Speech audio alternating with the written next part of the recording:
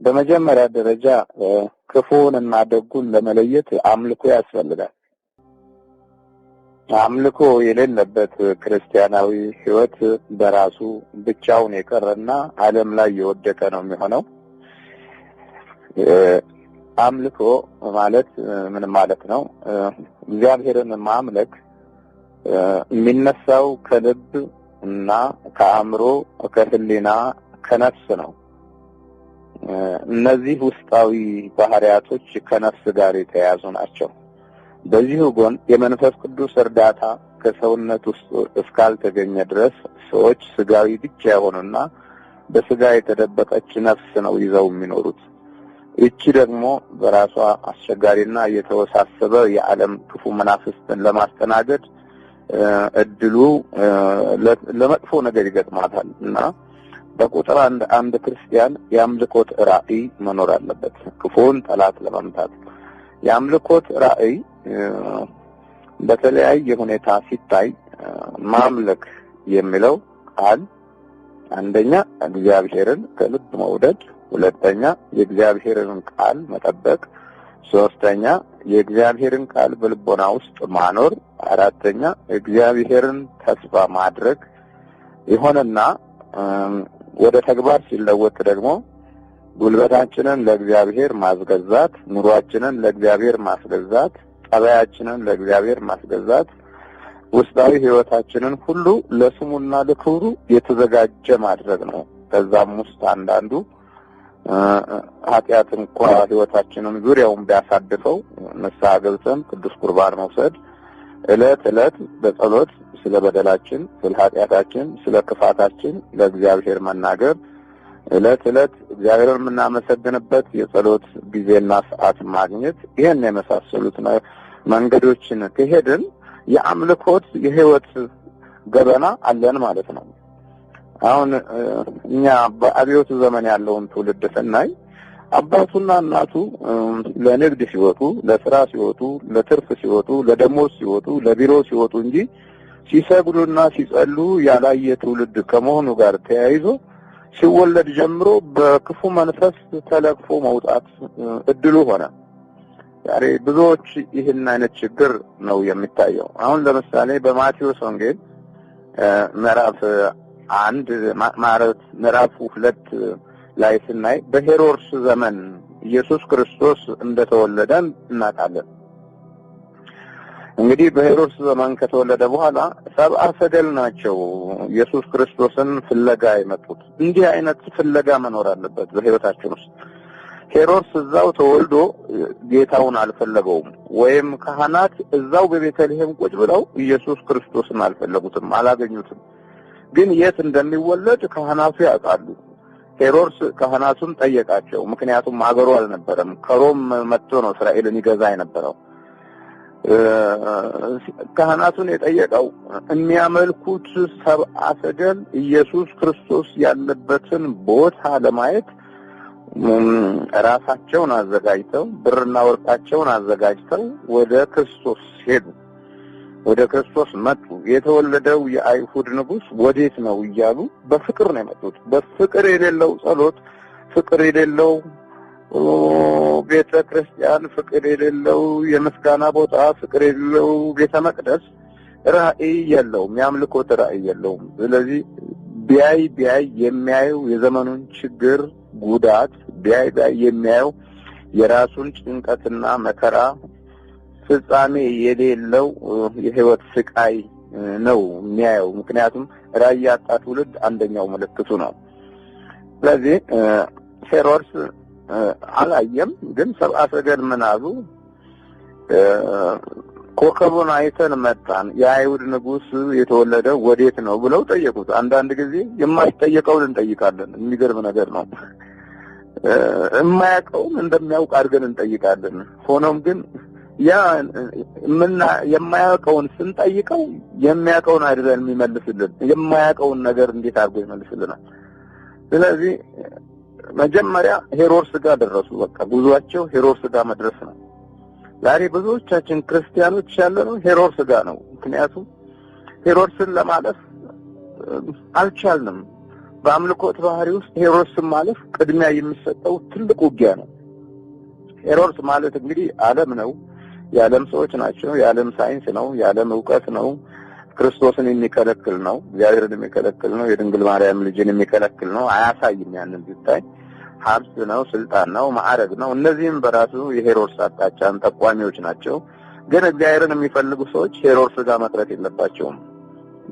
ቢሆንም ግን የሚጠብቃቸው ከፊት ሄሮድስ ነው። ዛሬ አብዛኛው የኛ ክርስቲያኖች ሄሮድስ ጋር ሆነው አብረው ይጨነቃሉ፣ አብረው መከራ ያሉ፣ ሄሮድስ የሚያስበውን ያስባሉ፣ ሄሮድስ የሚዋጋውን ይዋጋሉ፣ አብረው ደም ውስጥ አሉ። ሄሮድስ ብዙ ሕፃናቶችን አሁን ይፈጃል። ስለዚህ እያንዳንዱ እንደዚህ አይነት የጥፋት ሞት ውስጥ የሚገባው ለአምልኮቱ የሚያሳየው ፍቅር ከህይወት ውስጥ መጥፋት ነው። በመሆኑም ይሄ ሄሮድስ እንዴት መጣችሁ፣ ኮከቡ እንዴት ታያችሁ ብሎ መረመራቸው። አሁን ለጊዜው እነሱ እዛው ቤተ መንግስት ውስጥ ነው ያሉት። እንጀራው የቤተ መንግስት ነው፣ ክብሩ የቤተ መንግስት ነው፣ ማዕረጉ የቤተ መንግስት ነው። ይብዛምነት እነዚህ ሰዎች አሁን ኮከቡን ለማየት እድል አያገኙም። የሚያዩት ሄሮድስን ነው። ብዙ ክርስቲያኖች እግዚአብሔር ማየት አይፈልጉም፣ ግን መዳን ይፈልጋሉ። ያሉበት ሁኔታ ሲታይ ልክ የማቴዎስ ወንጌል ምዕራፍ 2 ላይ እንዳለው እንደ ሄሮድስ ነው ያሉበት ነገር። ግን በአቋራጭ ድነው ኑሯቸውን መጀመር ይፈልጋሉ፣ ገንዘባቸውን ማትረፍ ይፈልጋሉ፣ ማዕረጋቸውን መቀጠል ይፈልጋሉ። ቢሆንም ግን ሄሮድስ ጋር ስላሉ አይሆንም። ይሄ ኮከቡን ማየት አለባቸው። ኮከቡ ደግሞ ያለው በሰማይ ነው። ሰብአ ሰገል ቀና ይላሉ። ሄሮድስ ጋር ሲደርሱ ግን ቀና አላሉ። ምክንያቱም ቀና ብለው ሲያዩ የሚታየው ቤተ መንግስቱ ነው፣ የሚታየው ዓለሙ ነው፣ የሚታየው ስጋዊ ውበት ነው፣ የሚታየው ስጋዊ የሆነ አመራርና ባህሪ ነው። ስለዚህ እሱ ጋር ሆነው የእግዚአብሔርን መሪ የሆነውን ኮከብ የብርሃኑን ኃይል ማየት አይችሉም። በኋላ ምን ይለናል? ሄሮድስ በጥንቃቄ ከነሱ የኮከቡን የታየበትን ጊዜ ተረዳ። ወደ ቤተልሔምም እነርሱን ሰዶ ሂዱ፣ ስለ ሕፃኑ በጥንቃቄ መርምሩ፣ ባገኛችሁት ጊዜ እኔ ደግሞ መጥቼ እንድሰግድለት ንገሩኝ አላቸው። እንደማይቀሩ ስለሚያውቅ ሂዱ አላቸው። ግድ ነው፣ መሄድ ነው። ብዙ ክርስቲያኖች ወደ እግዚአብሔር ቤት አይሄዱም፣ ወይም ወደ ሰማይ ቀና አይሉም። ባለመሄዳቸው ምክንያት ሌላም ይሄድ መጣባቸው። ሰይጣን እየሄደ ነው ወደ ልባቸው፣ ወደ አእምሯቸው፣ ወደ ህሊናቸው፣ ወደ ቤታቸው፣ ወደ ትውልዳቸው ገባ። መሄድ ሲያቅተን የሚሄድ ይላክብናል። መሄድ ሲያቅተን የሚያውቅበት ይመጣል። ይሄ በፍጹም ከዚች ዓለም ውስጥ ገለልተኛ በሆነ መንገድ የምናልፍበት አቅጣጫ የለም። ሁለት ነገር ነው ያለው፣ ጨለማ፣ ብርሃን፣ ጽድቅ፣ ኩነኔ፣ ኃጢአት፣ ጽድቅ፣ ሰላም፣ ጦርነት። ሁለት ነገር ነው። ይሄ የእንግሊዝ አገር የህግ ቁጥር መብዛት የዓለምን ደህንነትና ሰላም አላስተካከለው። የእግዚአብሔር ነገር ግን ሁለት ነው። ከፈለክ ወደ ብርሃን፣ ካልፈለክ ወደ ጨለማ፣ ከፈለክ ወደ እውነት፣ ካልፈለክ ወደ ሐሰት። ይሄ በሁለት ጥንድ ነገር የተያያዘ ነው። ወንድ፣ ሴት፣ አባት፣ ልጅ። በቃ ይሄ በትውልድ ባህሪም እንኳን ሲታይ ይሄንን ይመስል ነው። ስለዚህ ሂዱ አላቸው። እነርሱም ንጉሱን ሰምተው ሄዱ ይላል። የሚገርም ነው። ንጉሱን ነው የሰሙት።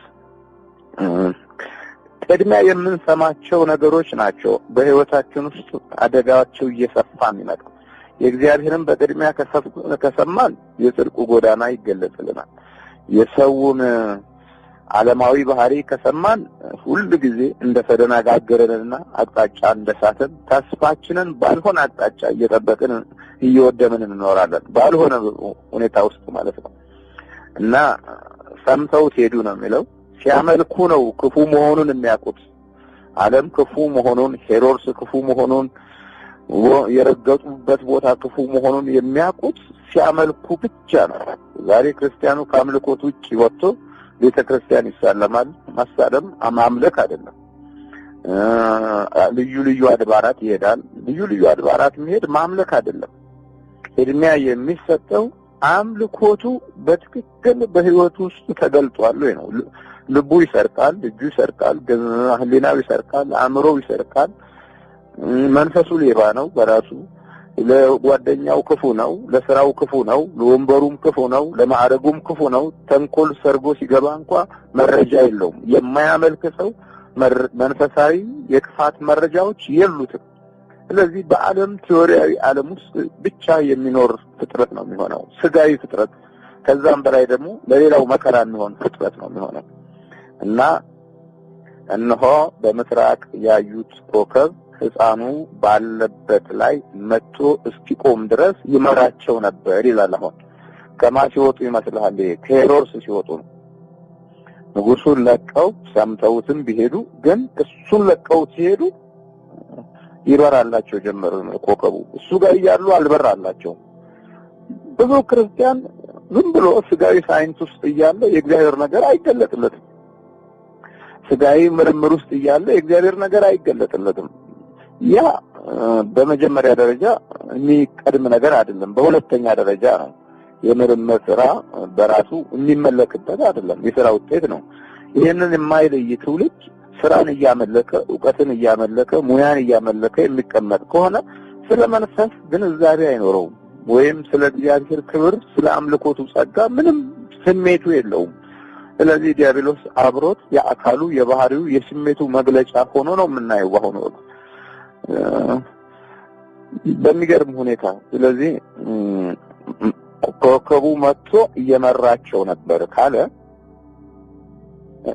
ቀና ማለት ቻሉ ከዚህ የምንማረው ወደ ሰማይ ቀና አሉ ኮከብ መቼም መሬት ለመሬት አይበራም ወደ ሰማይ ማየት አለበት ከፍ ያለ ነው የእግዚአብሔር ክብር መግለጫ ነው የእግዚአብሔር ኃይል ማስታወቂያ ነው የእግዚአብሔር የብርሃን መጠቆሚያ ነው ከዛም በላይ የኢየሱስ ክርስቶስ ኮከብ በጣም የሚያስደንቅ የድንግል ማርያም ኮከብ ድንግል ማርያምን የሚያሳይ ኮከብ ቅዱሳኑን የሚያሳይ ኮከብ ዮሴፍን የአባቶችን መንፈስና ጸጋ የሚያሳይ ኮከቡን አዩት ልክ ኮከቡን ሲያዩ እድላቸው ሰማዩ ላይ ነው ምሪቱ ሰማይ ላይ ነው ራእያቸው ሰማዩ ላይ ነው ይሄ ራእይ ይባላል ወደ አምልኮት የሚወስድ ራእይ ነው የሚባለው ይሄ እኛ የአምልኮት ራእይ የለንም በትክክል ስንገነዘብ የአምልኮት ራእይ ማለት በኑሮው ውስጥ በህይወት ውስጥ ቅድሚያ ሰጥቶ ከእግዚአብሔር አምላክ ጋር መገናኘት ማለት ነው እነዚህ ሰዎች ኑሮ አላቸው ሀብት አላቸው ማዕረግ አላቸው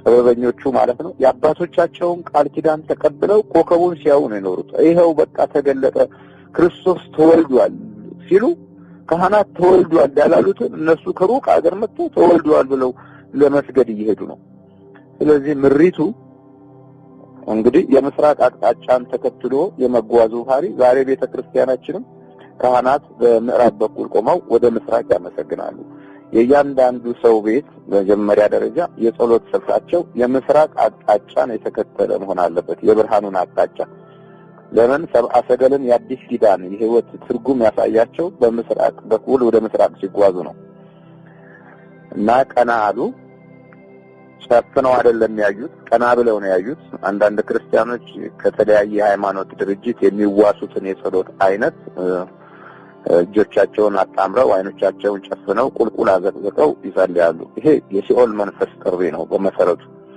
ክፉ መናፍስቱ ከሚያደርጋቸው ባህሪያቶች አንዱ ክፍል ነው ወደ ታች ነው ለትህትና የሚሆነው ሌላ ጉዳይ ነው ኃጢአተኛ ነኝ ብሎ ለመግለጽ የሚሆነው ይሄኛው ሌላ ምዕራፍ ነው ግን አባት ሆይ በሰማይ የምትኖር ምንል ከሆነ ቀና ብለን ነው ሰብአ ሰገልም ቀና ብለው ነው ጌታችንን ያገኙት ስለዚህ ኮከቡን ባዩት ጊዜ በታላቅ ደስታ እጅግ ደስ አላቸው ይለናል የማቴዎስ ወንጌል ምዕራፍ 2 እንግዲህ ባዩት ጊዜ ነው ምን እያየን ነው የምንውለው በየሰዓቱ ለአምልኮት ክብር የሚሰጥ ትውልድ እያየን ነው ምን እያየን ነው በኑሯችን ውስጥ የሚያዘቀዝቅ የሚወርድ የፈቀቀን ሀብትና ኑሮ እያየን አይደል የምንውለው ምን ደስታ አለን ከዓለም ላይ ከፍልስፍና ላይ ከጥበብ ላይ ዛሬ ደስታ አገኘን ብለን የምንኮራባቸው መንገዶች ምን አሉ የምንኮራባቸው መሪዎችስ ምን አሉ የት አሉ የምንኮራባቸው የመንፈሳዊ ሕይወት በረከት ሰዎችስ የት አሉ ስለዚህ የዲያብሎስን ሰራዊት ለማምታት በመጀመሪያ ደረጃ የእግዚአብሔር ራእይ ወደ ሰማይ ለማግኘት ቀና ማለት አለበት በቃ ቀና ዳንኤል ወደ ሰማይ ቀና ብሎ የነገስታቱን ኃይል የክፉ አምልኮት የባዕድን መንፈስ የትዕቢተኞችንና የክፋተኞችን ተንኮል በመምታት ሕይወቱንም የእግዚአብሔር ክብርንም እንዲገለጥ አድርጓል። ዛሬ እኮ የእግዚአብሔር ክብር መግለጫ አይደለም ክርስቲያኑ፣ በየቦታው ውርደት ነው፣ በየቦታው ስቃይ ነው። አረብ ሀገር ሲሄድ መሳለቂያና መቀለጃ ነው። በባዕድ ሀገር በተለያየ ዲሞክራቶች ናቸው ብለው እንኳን በሄደባቸው ሀገሮች ውስጥ እንኳን ማፌዣና መጫወቻ ነው፣ መገረቻ ነው። ምክንያቱም እነሱ ያሉትና ከብረዋለን ያሉትን ሰብአዊነት እንኳን በትክክል አከብረው ሊያሳዩን አልቻሉም። ከእግዚአብሔር ካልተለቀቀ በእውነት ቀና ካላል ክብር የለም። ኮከቡን ባዩ ጊዜ በታላቅ ደስታ እጅግ ደስ አላቸው። ታላቅ ደስታ ማምለክ ስትጀምር ነው ደስታ ያለው።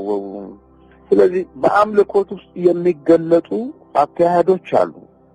አንደኛ መንፈሳዊ ክብርን ከእግዚአብሔር መፈለግ፣ ሁለተኛ መንፈሳዊ ጸጋን ከእግዚአብሔር መፈለግ፣ ሶስተኛ የእግዚአብሔርን በረከት ከእግዚአብሔር መፈለግ፣ አራተኛ ወደ ትውልድ የሚተላለፍ የህይወት ጸጋና ሞገስ የህይወት ስቃይ አይደለም፣ የህይወት ጸጋና ሞገስ በፊታችን ውስጥ የደስታ ምንጭ፣ በቃላችን ውስጥ የደስታ ምንጭ፣ በባህሪያችን ውስጥ የደስታ ምንጭ መታየት አለበት።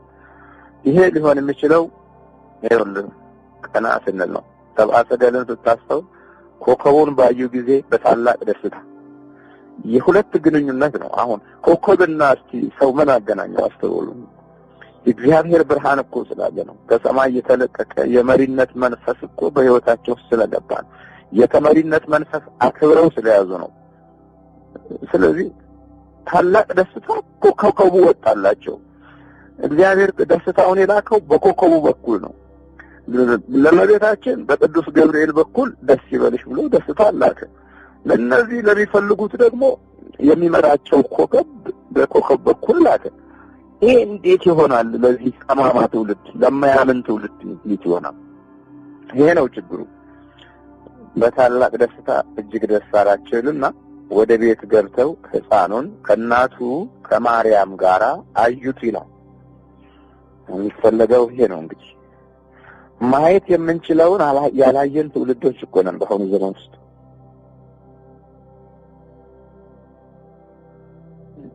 የሚገርም ነው።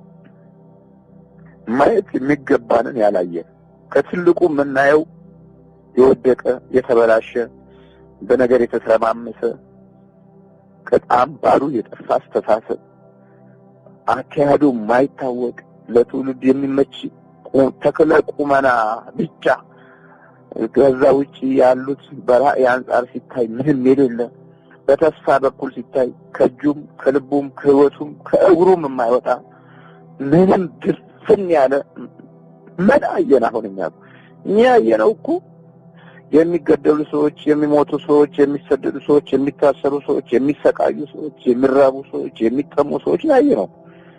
እነዚህ ለማምለክ የተጓዙ ሰዎች፣ አምላካቸውን ፍለጋ የሄዱ ሰዎች እኮ ሕፃኑን ከእናቱ ጋር አዩት። በቃ እግዚአብሔር አዩት እና ወላጅ እናቱንም አዩ። ይሄ ዘመን ለየት ያለ ነው።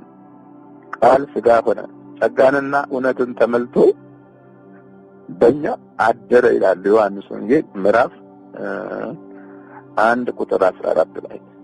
የእግዚአብሔር ቃል ሥጋ ሆኖ አዩት። ከዚህ የበለጠ ምን ክብር አለ? እግዚአብሔር ሰው ሆኖ አዩት።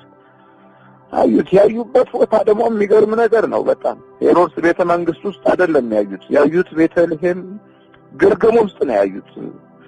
ከከብቶች በረት ጋር ነው ያዩት። በሚያስደንቅ ሁኔታ እግዚአብሔር ክብር ላይ አይደለም የሚገኘው፣ ታች ነው። የእግዚአብሔር ክብር ያማሩ ህንጻዎችና የተዋቡ በጽጌረዳ ያሸበረቁ ጌጣጌጥ የበዛባቸው ለዓይን የሚማርኩ መብራቶች ያሉበት አዳራሽና መዝናኛ ስፍራዎች ውስጥ አይደለም ያለው የእግዚአብሔር ክብር ታች ነው። የኛ ህዝብ ወደ ላይ ወጣ። ዝም ብሎ ከታች ሳይነሳ ወደ ላይ ዝም ብሎ ይወጣል። ወደ ላይ ሲወጣ ከሃዲዎችን አየ፣ ወደ ላይ ሲወጣ እግዚአብሔርን የጠሉ ሰዎች ያየ እሱም አብሮ ጠላ። የጸሎት ትርጉሙ ጠፋው፣ የአምልኮት ክብሩ ተለየው። ስለዚህ ተደበላለቀብንና መሰረታችን ተናጋ። አሁን ሰገልን ከነሱ ነው የምንማረው አምልኮትን። ስለዚህ ሕፃኑን ከእናቱ ከማርያም ጋር አዩት ይልና አንድ ትልቅ ቃል በጣም እጅግ ለእኛም ለአምልኮታችን የሚገባውን የመሪነት መንፈስ ያለበትንና ለራእይ የሚመቸውን ዲያብሎስ የሚያፍርበትን ድምፅ እንሰማለን። ወድቀውም ሰገዱለት ይላል። የሚገርመው ይሄ ነው። በቅድሚያ አንድ የእግዚአብሔር ሕዝብ በጌታው ፊት መውደቅ ካልቻለ ስለ ዓለም መረጃ የለውም። መረጃው ከላብራቶሪ ከራዲዮ ጨረር፣ መረጃው ከመብራትና ከኤሌክትሪክ ሲስተም፣ መረጃው ከብረታ ብረትና ከፕላስቲክ ነገሮች ውስጥ የማያልፍ ይሆናል። እነዚህ ሰዎች ወድቀውም ሰገዱለት ነው የሚለው። ይሄ አምልኮት። አንድ ክርስቲያን መውደቅ ካልቻለ በህይወት ውስጥ ላሉት ጠላቶች መረጃ የለውም። ዲያብሎስ አልወድቅም ብሎ ወደ ምድር ወደቀ። ስለዚህ ከወደቀው ጋር ጎረቤት፣ ቤተሰብ፣ አንድነት ከመሰረትን ቆይተናል። የዚህ ዓለም ገዢ የተባለው ለዚህ ነው። የማይወድቁትን ሁሉ ሊጥላቸው በራሱ ጉልበት ሊያደቃቸው በሰውነታቸው ውስጥ ይገኛል። እስከዛሬ ብዙ ሰዎች አልሰገዱም። የአምልኮት ስግደት የለም። ምናልባት የንስሐ ስግደት እንሰግዳለን አንዳንዴ፣ ያው እንግዲህ በዚህ በሕማማቱ ጊዜ ግን የአምልኮት ስግደት የሚባል ሰግደን አናውቅም። በቤተ ክርስቲያናችን የአምልኮት ስግደት በድንጋጌ መልኩ የወጣበትን ጊዜ የለም። ግን እሰግዳለሁ የሚል ቃል በእያንዳንዱ በቅኔ ማህሌቱ አለ፣ በመዝሙራቱ አለ፣ እንዲሁም በሰዓታቱ አለ፣ በቅዳሴው አለ። ግን ሰግደን አናውቅም። ስለዚህ ራእይ የለንም። አሁን ራእይ ያያሉ፣ ወድቀው ሰገዱለት። ከዛ በኋላ ሳጥኖቻቸውን ከፍተው እጅ መንሻ፣ ወርቅ፣ ዕጣን ቀድሞ የሰጡትን እያበላሸን እያጠፋን እያወደምን ያለን። ዛሬ የወርቅ ጽላቶች የሉም፣ የወርቅ መስቀሎች የሉም፣ እየተዘረፉ ናቸው። ለእግዚአብሔር ክብር የገቡ ሁሉ ከቤቱ እየወጡ ናቸው። ስለዚህ ዘመናዊ ሌቦች ነን። ክፉ መንፈሳችን በጣም አይሎ አባቶች ወድቀው የሰጡትን ተንበርክከው የሰጡትን ወርቅ እኛ ዘርፈን ነጥቀን ሰብረን አውጥተን የምንቸበችብ ፍጥረቶች ነን። ይሄ በራሱ ፍላጎታችን ወርቁን እንጂ ስግደቱን አይደለም። የሚገርም ነው። የምንሰደደውም አብዛኞቻችን ወርቅ ፍለጋ እንጂ ኢየሱስ ክርስቶስን ፈልገን አይደለም። እንጀራ ፍለጋ እንጂ አምላክን ፈልገን አይደለም። በራሱ ይሄ ደስታችንን እንድናጣ አድርጎናል። ክብራችንን እንድናጣ አድርጎናል። ኢትዮጵያዊነታችንንም እንድናጣ አድርጎናል። ከሰብአ ሰገል ውስጥ አንዱ ኢትዮጵያዊ እንደሆነ አባቶቻችን በሚገባ ይተርካሉ። ስለዚህ በዚህ መንፈሳዊ በረከት ውስጥ መባረካችን ደግሞ የተለመደ ዕጣዎቻችን ናቸው። በሙሴ ዘመን ሙሴ በነበረበት ጊዜ ሚስቱ ኢትዮጵያዊት ናት። በሰሎሞን ዘመን ትልልቅ መንፈሳዊ በረከት በተሰራበት ቦታ ሁሉ ኢትዮጵያውያን አሉ። ዛሬ ትልልቅ ውርደቶች ባሉበት ቦታ ላይ ኢትዮጵያውያን አሉ። እግዚአብሔር ሲተው ልክ እንደዚህ ነው። በሰሎሞን ዘመን ንግስት ሳባ ነበረች። በእመቤታችን በድንግል ማርያም ዘመን ከሰብአ ሰገል ውስጥ ኢትዮጵያውያን በትልቅ በረከት ውስጥ ያልተሳተፉበት የለም። ዛሬ በውድቀት ደግሞ ኢትዮጵያውያን ያልገቡበት ያልወደቁበት ቦታ የለም። እግዚአብሔርን ስንተው ልክ እንደዚህ ነው። አምልኮት ከህይወታችን ሲቋረጥ ልክ እንደዚህ ነው። አምልኮት ማለት ከስጋዊ ሳይንቲስትና በክህደት ከተሞሉ ሰዎች ባህሪ የላቀና እጅግ በጣም ከልዑል እግዚአብሔር አምላክ ዘንድ ክብርና ሞገስን የሚያሰጥ ኃይል ነው። ስለዚህ ቅድሚያ የምንሰጠው ለአምልኮት ከሆነ በረከታችን በሙሉ የተገለጠ ይሆናል። አሁን ወድቀው ሰገዱለት። እጅ መንሻ ሁለተኛ ደረጃ ነው። ዛሬ ክርስቲያኑ ቤተክርስቲያን ይፈራና ይጣላበታል። እንደውም በሚያሳዝን ሁኔታ እዛ በእናንተ ሀገር ውስጥ የሚታዩ ነገሮች አሳፋሪዎች ናቸው። የትግራይ አቡነ አረጋዊ እና የኤርትራ አቡነ አረጋዊ አስበው የጎንደር ሚካኤል የጎጃም ሚካኤል 2000 ሆነ አስቦ አቡነ አረጋዊ 2000 ሆነ አስቦ አንዱን ቅዱስ ሁለት ቦታ ሰንጥቀን ክፋት እንዳውም በቃል ኪዳን የኖሩትን አባቶች ስማቸውን ለያይተን ስማቸውን የክፋት እና የመለያየት ማስታወቂያ እኮ ያደረግን ያለን ትውልዶች ነን። ይሄ ሁሉ በአምልኮት ውስጥ ያልተገኘን ልጆች ከመሆን ጋር የተያያዘ ነው። ወድቆ ባልሰገዱ አባቶች ጉልበት ውስጥ ያልተገኘን መሆንን ያሳያል። ይሄን ትልቅ የህይወት ቀውስ ነውና ለዚህ ነው ግራ የተጋባ ነው። ለዚህ ነው መናፍስት ያደቀቀን። ለዚህ ነው አስተሳሰባችን የተወነባበደው። ለዚህ ነው የምንጨብጠውና የምንይዘው ነገር ሁሉ የጠፋን። አሁን ወድቀው ከሰገዱ በኋላ ሁለተኛውን ተግባር ከጉልበታቸው፣ ከፍቅራቸው፣ ከችሎታቸው ለማስረከብ ወርቁን ሰጡ። ወርቁ እመቤታችን ቅድስት ድንግል ማርያም በምትሰደድበት ጊዜ የስደቷ ወቅት የዕለት ጉርስ እና 3 ዓመት ያህል በግብጽ ስትኖር ለዛ ጠቅሟታል። ተመልከት፣ አንዱ ለአንዱ በረከት ይሁን። አሁን የኛ ህዝብ አንዱ ለአንዱ አይደለም የሚያጠፋው። እየሰማኝ ነው። የሚገርም ነው። ከውጭ ሀገር አሁን የሚመጡ እህቶቻችን አብረው በሄዱትና እዛው በአንድ ሀገር ዜጎች ነው የሚጠፋፉት። በመቱቱ በመዋርቱ በምን ደግሞ የማይረባ ጥናት ነው እኮ። ስትለብስ ያምርባታል፣ ስትበላ ያምርባታል፣ ስትናገር ያምርባታል፣ ስትስቅ ያምርባታል። እኛን የምንመቀናኝ ሰዎች እኮ ነን። ጥርሷ ነጭ ነው፣ ጆሮዋ ቆንጆ ነው፣ አፍንጫዋ ሰልካካ ነው፣ ጎራዳም ሆና ታምራለች። ይሄንኑ ላጥፋ ብለን እኮ ለአይንና ለአፍንጫ ምቀኝነት የያዘን ሰዎች እኮ ነን። እንዲህ አይነት ልጆች ነን። ይሄ ከአምልኮት ውስጥ አልተገኘንም። ከአምልኮት የተገኘ እኮ ቅድሚያ የሚሰጠውን ያውቃል። ስለዚህ እግዚአብሔር ክብሩን ደግሞ የሚገልጥባቸው ሰዎች በረከቱን ለመስጠት ያላቸው አቅም በስስት ላይ የተመሰረተ አይደለም። አሁን እነዚህ ሰዎች ወርቅ ሲሰጡ አስብ። ይሄኛው ትውልድ ወርቅ ይዞ ቢሄድ ሊሰጥ ሄዶ አይ ቆይ እንዲህ ያለ ችግር ስለገጠመኝ ወርቁን መልሻለሁ ነው የሚለው። በጣንና ከርቤ ነው የሚሰጠው እና ችግር ነው።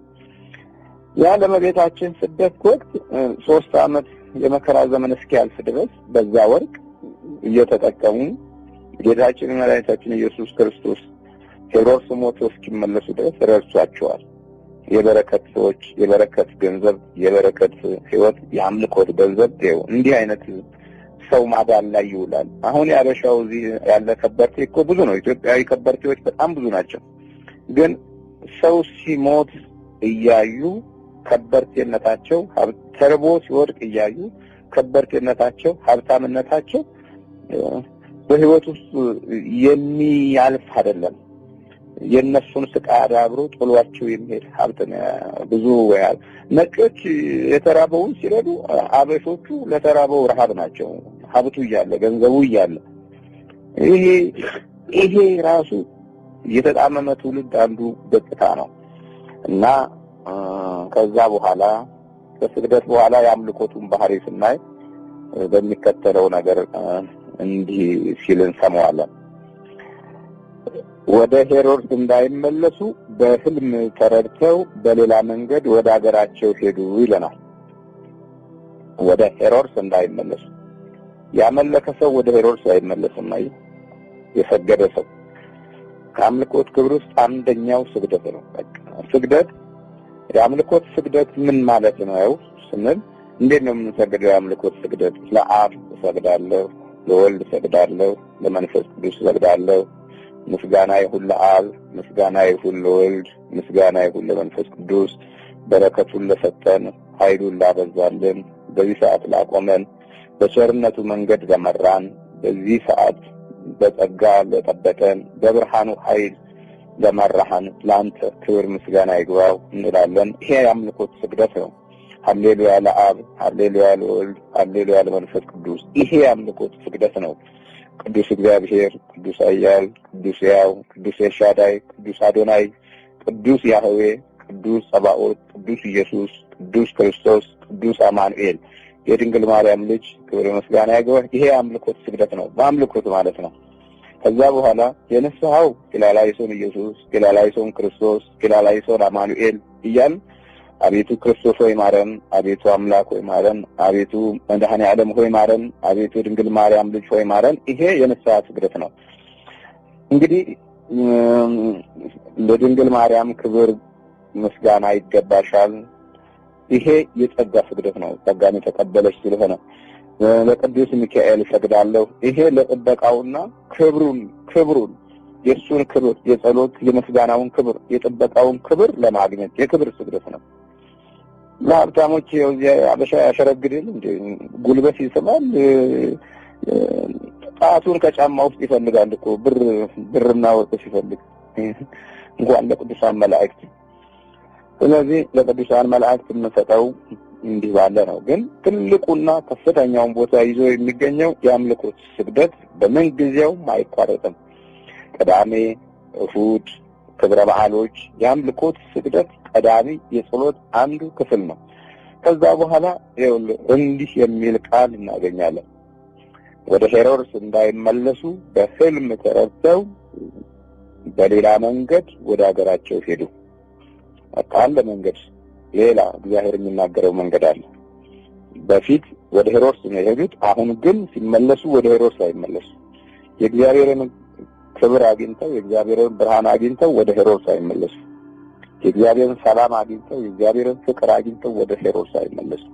ዛሬ አብዛኛው ወደ ሄሮድስ ነው የሚመለሰው። ምክንያቱም የአምልኮት ስግደት የለም። በሕልም ተረድተው እኮ ነው የሚለው እግዚአብሔር ነገራቸው። በቃ ሲሰግዱ ነው። አየህ መረጃ ያለን በዓለም መረጃ የምታገኘው ስትሰግድ ነው። ክፋቱን ተንኮሉን የምታውቀው ስትሰግድ ነው።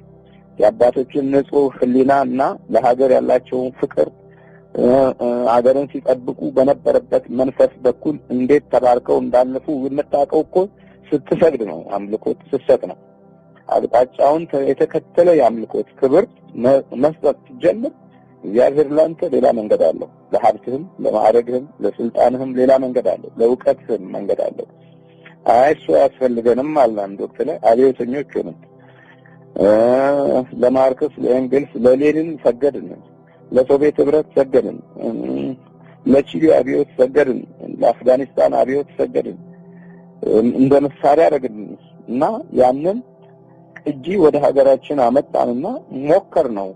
እስካሁን ድረስ ያጠፋነው ትውልድ አልተመለሰም። እስካሁን ድረስ ያበላሸነው ትውልድ አልተመለሰም። የቤተ ክርስቲያን መንፈሳዊ በረከቶች ከስግደት ባህሪ ጋር መያዝ አልቻሉም። ስለዚህ የዓለም ተንኮልና ምስጢር ተደበቀበት። የሄሮድስ የጥፋት ኃይልና ጥበብ ለሰብአ ሰገል አሁን ታያቸው። ስለዚህ ወደዛ አይመለሱም። በሌላ መንገድ ወደ ሀገራቸው ሄዱ። እግዚአብሔር ሌላ መንገድ አለው ነው። መቃይ መስገድ ስንጀምር ነው ይሄን መንገድ የምናገኘው። ብዙዎቻችን ከዚህ ነፃ ወጥተን በዓለም መንገድ ላይ ነው ያለነው። የጓደኞቻችን መንገድ በህሊናቸው ልቦናቸውን ሳይሰጡ በሚመሩን ሰዎች መንገድ እናቃለን ብለው ጨለማ ውስጥ በሚወስዱ መንገዶች ነው ያለነው። ያልሰገደ ትውልድ ራዕይ የለውም። በቃ ያየው እዚህ ራዕይ ያገኘ በህልም ተረድተው በቃ አለቀ። ተኝተው እግዚአብሔር ልቦናቸውን ከፍቶ ምስጢሩን ገለጸላቸው። ዛሬ ቆመንም እንኳን መረጃ አላገኘንም። እንኳን ተኝተን ቅዠት ብቻ ነው። ያልሰገደ ትውልድ ሲቃዥ፣ ሲጨነቅ፣ እንቅልፍ ሲያጣ፣ ሲምታታበት፣ መሰረቱ ሲናጋበት ራሱን ለሞት የሞት ሽታ እያሳየ ነው። በአገር ውስጥም ከአገር ውጭም በየሰዓቱ ሙት የሚል መንፈስ እንደ ሀብት የያዘ ትውልድ እኮ ነው አሁን ያለው። እንግዲያውማ ሳይንሱ ተቀላጥፏል። ማህበራዊ ግንኙነቱ አይሏል። ዘመናዊ የመገናኛ አውታሩ ርቋል። በከፍተኛ ሁኔታ ሰልጥኗል። አድካሚ የጉልበት ስራዎች በቀላል መካኒካል ሲስተም ተለውጧል። ግን ሰው አሁንም ራዕይ የለውም። ማቴሪያል ራዕይ መሆን አይችልም። የዩኒቨርሲቲ ትምህርት ቤት መግባት ራዕይ መሆን አይችልም። መመረቅና ባለሙያ ሆኖ ወንበር ላይ መቀመጥ ራዕይ መሆን አይችልም። ራዕይ በራሱ ከእግዚአብሔር አምላክ የሚሰጥ ሰማይን ከፍቶ ሊመጣ የሚችል መንፈሳዊ ኃይል ነው። ይህንን ኃይል ያጣ ትውልድ ከክፉ መናፍስት እጅ ማምለጥ አይችልም። ስለዚህ ወድቀው ሲሰግዱ የሄሮድስ መንፈስ ከነሱ ተለየ። አንደኛ አሁን የጸሎት ቦታቸውን በምስራቅ አቅጣጫ አድርገው ከስራ ሲመለሱ የ20 ደቂቃ ጸሎት፣ የ10 ደቂቃ ጸሎት፣ የ1 ሰዓት ጸሎት፣ የተኩል ሰዓት ጸሎት አድርሰው በዘመኑ ያሉትን ችግሮች ለእግዚአብሔር ማስታወቅ የዘመኑን ራዕይ ሊገልጽልን ይችላል። ራዕይ አንድ አይነት አይደለም። እንደየሁኔታው ነው፣ እንደየልመናው ነው፣ እንደየክርስቲያናዊ ሕይወት አቅጣጫው ነው፣ ፍላጎቱና በዘመኑ እንደተከሰተበት ችግር አይነት ነው ራዕዩ።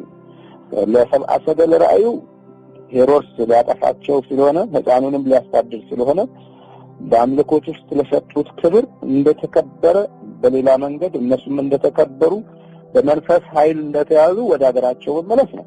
የእኛ ራዕይ ደግሞ የእግዚአብሔርን መንግስት መፈለግ፣ የተባረከ ትውልድ ማግኘት ሊሆን ይችላል። ራዕያችን የተበላሸውን ልቦናችንና ሕሊናችንን ወደ ቅድስና መመለስ፣ የክፋትን መንፈስና የጥፋትን የስጋዊ ጀዌን ማስወገድ ሊሆን ይችላል ራዕያችን። ደክመን በረከት ማጣት፣ በረከትን የመፈለግ ራዕይ፣ አንድነትን የመፈለግ ራዕይ፣ የአንድ ወገን የአንድ ሀገር ሕዝብ የአንድ በመንፈሳዊ በረከት የተባረከ የአባቶች ልጆች መሆናችን ሊሆን ይችላል ራዕይ። እግዚአብሔር እንደየዘመኑ ለሚያመልኩት ሰዎች ሐሳቡን ይገልጣል። እኛም ሐሳባችንን ስንገልጥ ራዕዩ የተገለጠና የታየ ይሆናል፣ ለሕይወትም የተተረጎመ ይሆናል። ስለዚህ ሸርሰን የምናየው ከክፉ መናፍስት ጋር የተያዘ በምቀኝነት የበረታ አንዱን ካንዱ እያለያየ የሚመታ የሄሮድስ ጠባይ እኮ እስከ ዛሬ ድረስ አለ በሀገራችንም በመላው ዓለም። ሄሮድስ የተነሳው ከሮም ነው። እስካሁን የሮም ፖሊሲ ዓለምን እያናወጠው ነው። የማለያየት እና የማፋጀት፣ ባልን ከሚስት፣ ሚስትን ከባል፣ ልጅን ከእናት፣ እናትን ከልጅ አለያይቶ መከራ ማሳየት ያው እስካሁን የምናየው የክፉ መናፍስት መሪነት ኃይል ያገኘበት ሕይወት ነው። ስለዚህ እግዚአብሔር ከዚህ ነፃ ሊያወጣን ለሚሰግዱ ሰዎች መንገድ አለው በቃ። ስለዚህ ማታ ሰግዶ ጸልዮ ለእግዚአብሔር ክብር ምስጋና አድርሶ የሚተኛ ከሆነ ኢንዱስትሪ፣ ሀብት፣ ገንዘብ፣ ዶላር የማይሰጠውን ሰላም አግኝቶ ይተኛል። ይሄንን መሞከር ነው። ብዙ የሞከሩ ክርስቲያኖች እፎይ ብለዋል። ሰውነታቸው ውስጥ ያለው መንፈስ እንዳለ ሆኖ ለእግዚአብሔር አስታውቆ መተኛት የዘመኑን አስጨናቂ መንፈስና ኃይል መናቅ ነው። በራሱ የምንኖረው አንድ ጊዜ ነው፣ ሁለቴ አንኖርም። ሁለቴ የምንኖርበት ዓለም ላይ እስከነደርስ ድረስ በዚህኛው ዓለም ላይ ሰላማችንን ኢየሱስ ክርስቶስ እንዲጠብቅ ማድረግ ነው። በፊልጵስዩስ አንድ ታላቅ ቃል እናገኛለን። ፊልጵስዩስ ምዕራፍ 4 ላይ እንዲህ ይላል፣ ሁልጊዜ በጌታ ደስ ይበላችሁ ይላል። ፊልጵስዩስ 4 ቁጥር 4 ላይ ደግሜ እላለሁ ደስ ይበላችሁ፣ ገርነታችሁ ለሰው ሁሉ ይታወቅ፣ ጌታ ቅርብ ነው። በነገር ሁሉ በጸሎትና በምልጃ ከምስጋና ጋር በእግዚአብሔር ዘንድ ልመናችሁን አስታውቁ እንጂ በአንዳች አትጨነቁ። አእምሮን ሁሉ የሚያልፍ የእግዚአብሔር ሰላም ልባችሁንና ሐሳባችሁን በክርስቶስ ኢየሱስ ይጠብቃል ይላል። እንግዲህ ሳይንስ አይጠብቅም።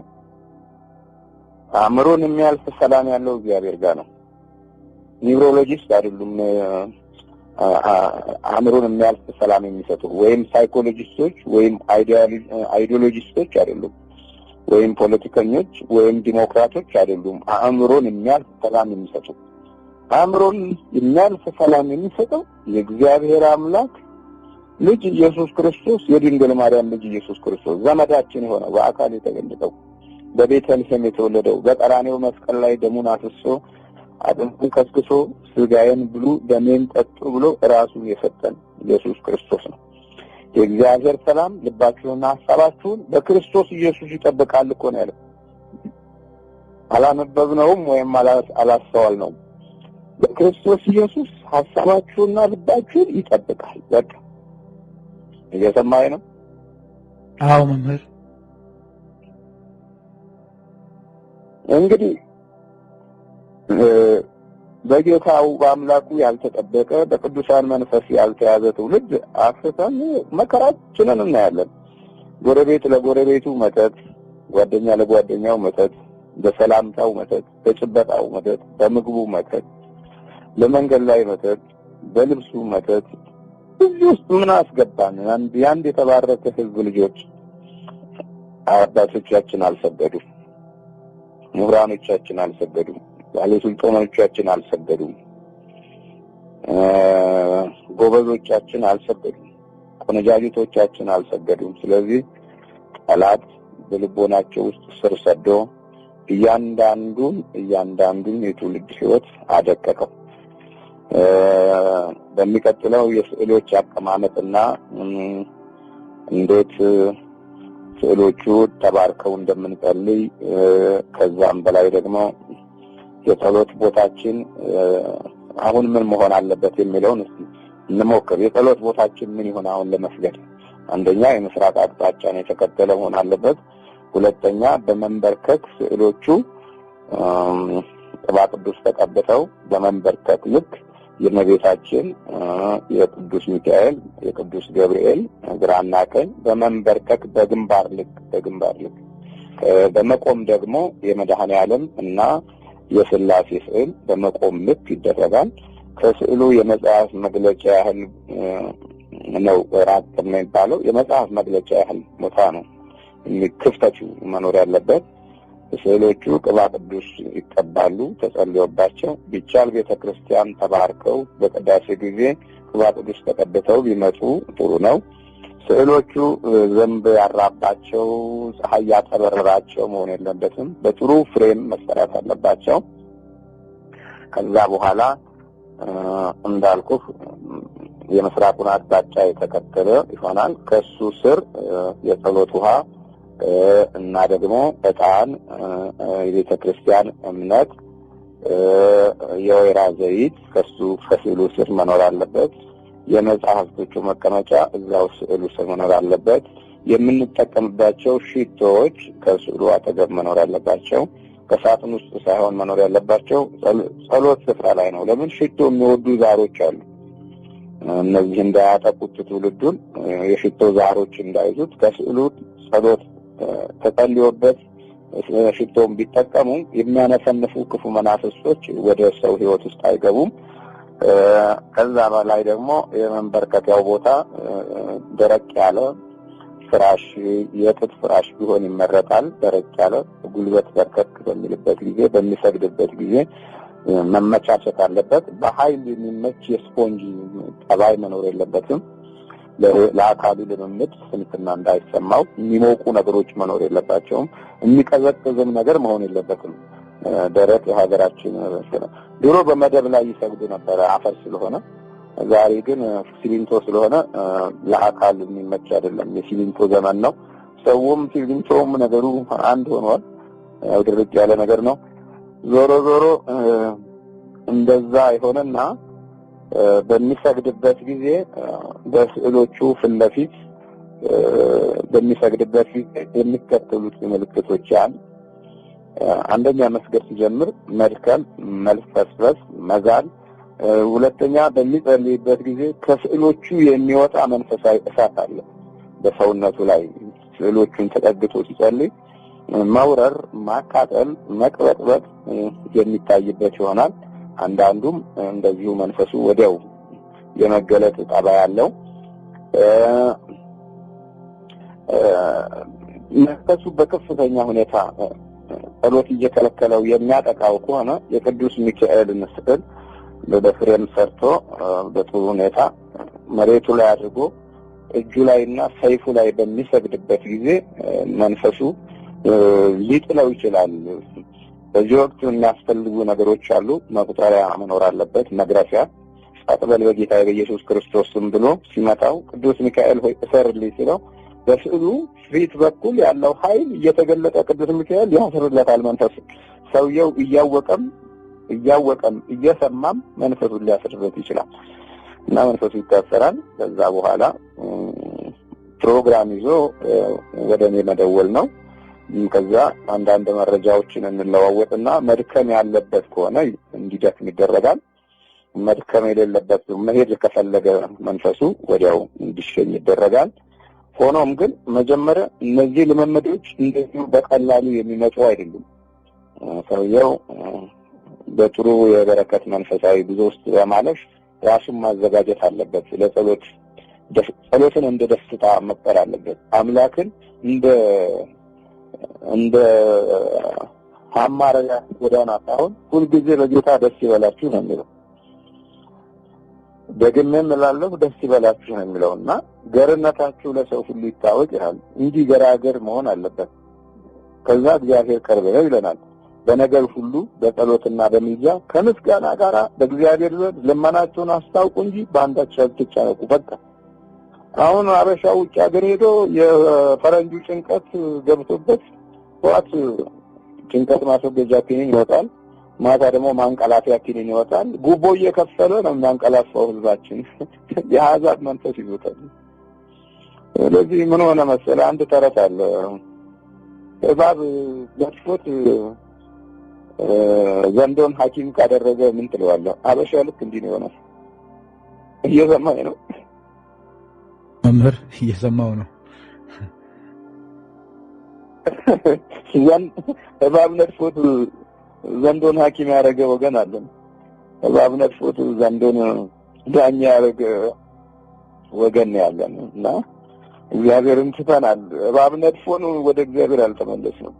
አዳም እባብ ነደፈው። ምን ሄደው በእባብ እንኳን ተነጥተን እዛው ዘንዶ ጋር ነው እዛው ተውጠን ያለፍን ይመስለኛል። የሚሆነው እውነታና ሐኪም ባህሪ ይህንን የሚያስተጋባ ነውና ስለዚህ ራእይን ለማግኘት ደግሞ ምሪቱን ለማግኘት እንደሰብአ ሰገል እንዳልኩ እዛች ጸሎት ቦታችን ላይ ለባልና ሚስቶች የመኝታ ያህል መኖር አለበት። ወይም ደግሞ ለአንዱ ሰው እዛው ጸሎት ቦታ ላይ ቤተሰብ ካለው ቤተሰብ ከሌለው ለአንዱ መኝታውን እዛው ያደርጋል። ልብሶቹ፣ አንሶላዎቹ፣ ብርድ ልብሶቹ እዛው ጸሎት ቦታው ላይ እንዳሉ ነው መጸለይ ያለበት። ጥላው ላይ ነው ማስገድ ያለበት የሚለብሰው ልብስ ላይ። ለምን ብርድ ልብሱን ከሌላ መኝታ ቤት ሲያመጣ እዛ ቁጭ ይልና ከብርድ ልብሱ ጋር መንፈሱ ይመጣና ራእዩን ይከለክለዋል። ተንኮለኛ መንፈስ ማለት ነው። እዛው ከጸለየበት እዛው ላይ ከሰገደበት ግን መንፈሱን ያጠቃዋል። መንፈሱ የእግዚአብሔር የጸሎት የምስጋናው እሳት ያቃጥለዋልና ሊቋቋመው ስለማይችል ራእዩን አያጨልምበትም። ክፉና ደጉን የሚለይበትን መንፈሳዊ በረከት ያገኛል። ለምሳሌ ይህንን በያዕቆብ ሕይወት ውስጥ ነው። ያዕቆብ ያመልካል እንደ አባቱ እንደ ይስሐቅ፣ ይስሐቅም ያመልካል እንደ አባቱ እንደ አብርሃም። እኛ ምንም የሚሉን ዘሮች ነን። ምንም እንባል ሳይንቲስቶች ነን። አሁን እኮ በኩረጃ ብቻ ያለቅን ወሬኞች ሆነን ቀረን እኮ። ትንሽ የተማረ የምትለው ትንሽ የሆነ ነገር እውነትን ይናገርና እውነትን ያወራና ተመልሶ ሌባና አጭበርባሪ ነው። ሌላውን ያጋፍጥና ዞር ብሎ በሰው ሕይወት የሚነግድ ነው። በሰው ሕይወት የሚያተርፍ ነው። ምን እንደምንባል እኮ ግራ የሚያጋባ ወገኖችና ዜጎች ነው። አሁን ያዕቆብን ስታይ ለልጆቹ ጸለየና 12 ልጆች አንድ ወቅት ጠራና ዘፍጥረት 49 ላይ ተመልከት ነው። በኋለኛው ዘመን የሚገጥማችሁን ነገር ሁሉ እያንዳንዳችሁ እነግራችኋለሁ። እግዚአብሔር የነገረኝን በራእይ ያገኘሁትን የሥራ ዕድል ድርሻችሁን ሁሉ አስታውቃችኋለሁ ኑ ብሎ ልጆቹን ሰበሰባቸው። ከዛ በኋላ ለእያንዳንዱ የወደፊቱን ዕድል ነገረው። ከነገረው አንዱን እስቲ እንውሰድና ሮቤልን ከኛ ሕይወት እንየው። ሮቤል እንግዲህ የመጀመሪያ ያዕቆብ ልጅ ነው። ግን ምን አለው መሰለህ? እስቲ ወደዛው ልሄድና በሚገርም ሁኔታ የሚደንቀኝ ትልቅ ግንዛቤን የሚያስጨብጥ ራእይ ላጣ ትውልድ ማሳያ የሚሆን የአባቶች ማንነትና ባህሪን ከዚህ ራእይ ካለማግኘት ጋርና ከማግኘት ጋር ያለውን ልዩነት የሚያጋልጥ የትምህርት ክፍል ነው። እንዲህ ይላል በፍጥረት 49 ያዕቆብ ልጆቹን ጠርቶ እንዲህ አለ፣ በኋለኛው ዘመን የሚያገኛችሁን እንድነግራችሁ ተሰብሰቡ። ሁሉም መጡ።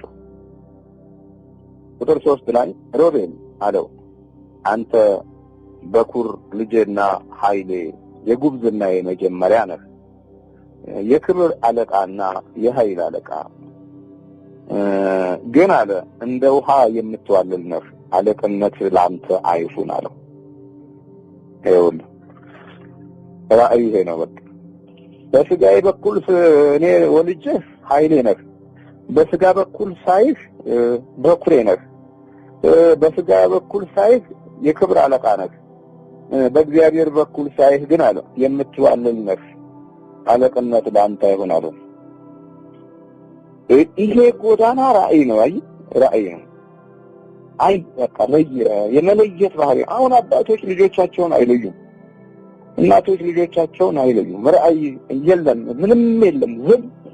ራእይ ዝም ሲል ስደት፣ መከራ፣ ረሃብ፣ ችግር፣ ማሾፊያ፣ መቀለጃ፣ መጫወቻ፣ መተረቻ ነው ማለት ነው። ይሄ እንዲህ ነው የኛ አሁን ያለን ይዘት እንደዚህ ነው። አባቶቻችን ራእይ አያዩም፣ እናቶቻችን ራእይ አያዩም። የሚያዩት ጥቅማቸውን ብቻ ነው፣ የሚያዩት ማዕረጋቸውን ነው፣ የሚያዩት ስልጣናቸውን ነው፣ የሚያዩት ትውልዳቸውን አይደለም፣ የሚያዩት ቤታቸውን ነው፣ የሚያዩት ገንዘባቸውን ነው፣ የሚያዩት መንገዳቸውንና የጥቅም ቀዳዳዎቻቸውን ነው። የክብር አለቃ ነህ በስጋዬ፣ የኃይል አለቃ ነህ በስጋ ዘን ያሳብ በእግዚአብሔር ሐሳብ እንደውሃ የምትዋልልህ አለው። የሮቤል ነገድ ተባርኮ አንድም ቦታ ቆሞ አናገኘውም። እንግዲህ እንደ ውሃ የምትዋልልህ አለውና እንደ ውሃ የሚዋልልበትን የህይወት ገጽታ አየው። ከዛ የእግዚአብሔር ሕዝብ ሙሴ እስራኤልን እየመራ በነበረበት ጊዜ ያ ትውልድ አሉ ከሚባሉ ትልልቅ ነገዶች አንደኛው ክፍል ሆነ። እጅግ በጣም ብዙ ሆኑ፣ በጣም ብዙ። በስተውም ቢሆን መዋለዱ ያው ከአባታቸው ተናግሯልና ይዋለዳሉ። በቅድስት ሀገር ያለውን የተስፋ ህይወትና እግዚአብሔር ያለውን ጥበቃ በሚገባ እየነገራቸው ባህሩን አሻግረው የኤርትራን ባህር አሻግረው ጉዞውን በሚቀጥሉበት ጊዜ ለምድረ በዳ መኖር ለኛ ይሻላል ብለው የህዝቡን ልብ ያቀለጡት እንደዛ የሚዋልሉ የነበረው የሮቤል ነገድ ነው። መጀመሪያ ራእዩ ታውቋል። ሙሴ ተገነዘበና እንዴ እናንተ ወደ ኋላ እንዴት ትመለሳላችሁ እያለ ብዙውን መከራና ችግር የገጠመው በዚህ በሮቤል ነገድ በኩል ነው። ለምን ራእዩ እንደ ውሃ የሚዋልል ነው። ከመጀመሪያው ጀምሮ ያሉ ነገሮች እየተከተሉት ነው የመጡት። እኛም ይሄኛው ትውልድ አንድ ወቅት ላይ አምላክ የለም ያለ ትውልድ ነው። አምላክ የለም ካሉ አባቶችና እናቶች የተገኘን ትውልዶች ነው። ሽማግሌዎቻችን ተጠራርገው ወደ መቃብር በአንድ ዘመን ውስጥ የተከተቱበት ትውልዶች ነን። ደምም አለብን እኮ የሰው ደም አለብን። ያ ሁሉ ሳይሆን አይቀርም በየሄድንበት ሀገር የሚያንቀዘቅዘን፣ አቋም የሚያሳጣን፣ ሰላም የሚከለክለን፣ አንድነትን የሚከለክለን፣ ፍቅርን የሚከለክለን ያ ሁሉ ደም ተጠራቅሞ ነው። ዛሬ እስራኤል በራሷ ሰላም ያጣችው እኮ ክርስቶስን በሚሰቅሉበት ጊዜ ደሙ በእኛና በልጆቻችን ላይ ለዘላለም ይኑር ብለው እኮ ነው የሰቀሉት። እየደማች ትኖራለች፣ እያደማችም ትኖራለች። እስራኤል በአሁኑ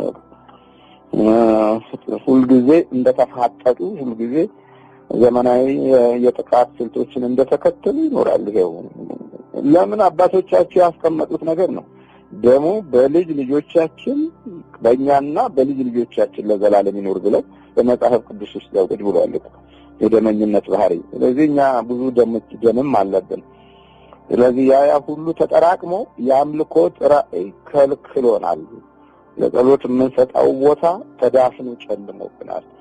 ስለዚህ ራእይ ለማግኘት እንዳልኩ ይቅርታን ከእግዚአብሔር መጀመሪያ ይቅርታ እንለምናለን። በአምልኮት ስግደት ውስጥ ይቅርታውን እንዲሰጠን እንለምናለን። ግን ምስጋና ለአብ፣ ምስጋና ለወልድ፣ ምስጋና ለመንፈስ ቅዱስ የምንልበትን የምስጋና ቃል ማቅረብ ስንጀምር ምስጋና ለዓለም፣ ምስጋና ለዘፋኖች፣ ምስጋና ለስፖርተኞች፣ ምስጋና ለሯጮች፣ ምስጋና ለመሪዎች የምንለው ነገር ይቋረጣል ማለት ነው። ምስጋና ለመጠጥ፣ ምስጋና አስክሮ ለሚያሰኛ፣ ምስጋና ለሚያዞር መድኃኒት፣ ምስጋና ኃይል ለሚሰጥ መድኃኒት የምንለውን ነገር አቋርጠን ለእግዚአብሔር መለኮታዊ ስልጣን መገዛት ጀምር። እሱም ይወድሃል፣ መውደዱን ያውቅበታል። እናንተ ደካሞች ያለ እኮ ጌታ ነው። ድካማችንን እንዴት በሁሉም መንገድ ነው የሚያውቀው። እናንተ ደካሞች ወደ እኔ ኑ፣ ከእኔም ተማሩ፣ እኔም አሳርፋችኋለሁ። ያለ አምላክ ገር ነው። የገርነትን ድምጾቹን በስጋ ተገልጦ አሳይቶናል፣ መክሮናል፣ ገስጾናል። ወደ ቅዱሳን መንፈስ እንድንመጣም ደግሞ ረድቶናል። በረከቱን በሁሉም መንገድ ለመስጠት ሕይወታችንን ጎብኝቷል። ስለዚህ ደካማነታችንን አምነን መስገድ ስትጀምር የየራእዩ አይነት ይለያያል። የተባረከ ልጅ ማግኘት የሚፈልግ ከዛ ጸሎት ቤት ውስጥ የተባረከ ልጅ ለምኖ የተባረከ ልጅ ያገኛል። ሌላው አንዳንድ ሰው ምን ይላል? ቤት ከጸለዩ ቤተክርስቲያን ይቀራሉ፣ ስለዚህ ጸሎት ቤተክርስቲያን ብቻ ነው እያሉ የሚሰብኩም አሉ። ቤተክርስቲያን እኮ ለመቀደሻ እንጂ ራስን ለመቀደሻ ነው እንጂ ለማስቀደሻ ብቻ አይደለም። በመጽሐፈ ኢያሱ ምዕራፍ 3 ላይ እንዲህ ይላል፣ እግዚአብሔር በመካከላችሁ ነገ ድንቅ ነገርን ያደርጋል፣ ግን ዛሬ ተቀደሱ ይላል። ዛሬ ተቀደሱ። ይኸውልህ ቤተክርስቲያን መቀደሻ ናት፣ ቤት ደግሞ መባረኪያና ማምለኪያ ነው። ይሄ መገናኘት አለበት። ቤትህ ሳታመልከው ይሄ ቤተክርስቲያን አመልከዋለሁ ብትል እጅግ በጣም ክርስቲያናዊ ባህሪን ጎደሎና ወይም ቦታ የሌለው የማድረግ ያህል ቤታችን ሰርቀነተኛ ነው። እዛ ምንናዘዝበት ቢያንስ የጸሎት ቦታ ከሌለ ቤቱም ሌባ፣ ሰውየውም ሌባ፣ እንጀራውም ሌባ፣ ገንዘቡም ሌባ፣ መኝታውም ሌባ ነው። የተወለደው ታዲያ እዛ የተጸነሰው በዛ መኝታ የተጸነሰው አገር አጥፊ፣ አገር ነቃይ፣ ሽማግሌ አቡዳኒ፣ ክብር የሌለው፣ ጸጋ የጠፋው፣ ተስፋው የተቋረጠ ትውልድ ቢሆን ታዲያ ምን የሚያሳዝን ወይስ ምን የሚቆጭ ነገር አለ? ስለዚህ በቤት ያላመለኩት አምልኮት ባህሪ የሌለበት ክርስቲያናዊ ኑሮና ቤት ጊዜና ገንዘብ ምን ትርጉም አለ? አሁን ለምሳሌ በሉቃስ ወንጌል ላይ አንድ ታላቅ ሰው እናያለን። እንዲህ የሚል ዘኪዮስ የጉምሩክ ሰራተኛና ኃላፊ የነበረው ሰው ሉቃስ ወንጌል ቆይስ 10 ማለት ዮሐንስ ወንጌል ላይ ነው ያለው። ዘኪዮስ ጌታችን ኢየሱስ ክርስቶስን ይፈልግ ነበር። ሲፈልገው የሉቃስ ወንጌል ላይ ነው። ሉቃስ ወንጌል ምዕራፍ 19 ላይ ይሆን እንደዛ ነው። በሚፈልግበት ጊዜ አጭር ነበርና ሾላ ላይ ወጣ ጌታውን ለማታል። የሉቃስ ወንጌል ምዕራፍ 9 ቁጥር 1 ላይ በኢያሪኮ ሲያልፍ ሰው ከለከለው፣ ሊያሳየው አልቻለም። ግን አንድ ዘዴ ፈለገ። እንደምንም ብሎ ሾላ ላይ መውጣት ቁመቱ ከለከለው፣ ሰው ከለከለው። እግዚአብሔር ይኸውልህ ቁመታችን ስጋችን ይከለክለናል። እግዚአብሔር ዘዴ መፍጠር አለብን። ሰው ይከለክላል። የሰው ሳይንስ፣ የሰው ትምህርት፣ የሰው ዕውቀት፣ የሰው ጥበብ እግዚአብሔርን ይከለክላል። እንደገና ቁመቱ ከለከለው። የራሱ ልብ፣ የራሱ አካል፣ የራሱ እግር፣ የራሱ እጅ እያለው እግዚአብሔርን ማየት አልቻለም። ስለዚህ አማራጩ ሾላ ላይ መውጣት ነው። ሾላ ላይ ወጣና አየው ጌታው። ባየው ጊዜ ከዛ ምን አደመሰለ አምላክም ደግሞ አየው። እግዚአብሔርም አሸቅቦ አየውና ኢየሱስ ክርስቶስም አሸቅቦ አየውና ዘኪዮስ ሆይ ዛሬ በቤትህ እውል ዘንድ ይገባኛል አለው። እግዚአብሔር ስሙ የተመሰገነ ይሁን። እውል ዘንድ ይገባኛል በቤትህ ያለው። ዛሬ ሰዎች ቤታቸው ውስጥ እግዚአብሔር የለም። ያለው ሀብታሙ ጋር ዕቃ፣ ወርቅ፣ ብር፣ አልማዝ፣ ሌላም ነገር ነው ያለው። ቤቱ የነገር መግለጫዎች፣ የክፋት መግለጫዎች ነገሮች ነው ያሉት። ለስጋ የሚመቹ ነገሮች ነው ያሉት። እውል ዘንድ ቤት ይገባኛል የሚለው መልእክት ለዛሬው ክርስቲያን አልተላለፈም። ቤቱ የጸሎት ቦታ የለም። ዛሬ ቤት ዘንድ እውል ይገባኛል አለና ፈጥነህ ውረድ አለው። ፈጥኖም ወረደ፣ በደስታም ተቀበለው። ሁሉም አይተው ከኃጢአተኛ ሰው ጋር ሊውል ገባ ብለው አንጎራጎሩ። ዘኪዮስ ግን ቆሞ ጌታ ሆይ ካለኝ ሁሉ እኩሌታውን ለድሆች እሰጣለሁ፣ ማንንም በሐሰት ከስሼ እንደሆን 4 እጥፍ እመልሳለሁ አለው። ንስሐ ገባ። እግዚአብሔር ቤቱ ሲገባ የራእይ አምላክ ቤቱ ሲገባ ንስሐ ገባ። ከዛ በኋላ ምን አለው ጌታችን ኢየሱስ ክርስቶስ? እርሱም ደግሞ አምላካችን ማለት ነው የአብርሃም ልጅ ነውና አለና። ይኸውልህ ታሪኩን አንድ ቀራጭ፣ አንድ ቀማኛ፣ አንድ የጉምሩክ ሰራተኛ፣ አንድ ድሃን የሚያስለቅስ በገበያ ሕግ ውስጥ የሰዎችን ሕይወት የሚፈታተንን ሰው ወዴት ወሰደው መሰለህ? የአብርሃም ልጅ ነውና አለ። እየሰማኸኝ ነው? አዎ መምህር፣ በሚገባ እየሰማን ነው።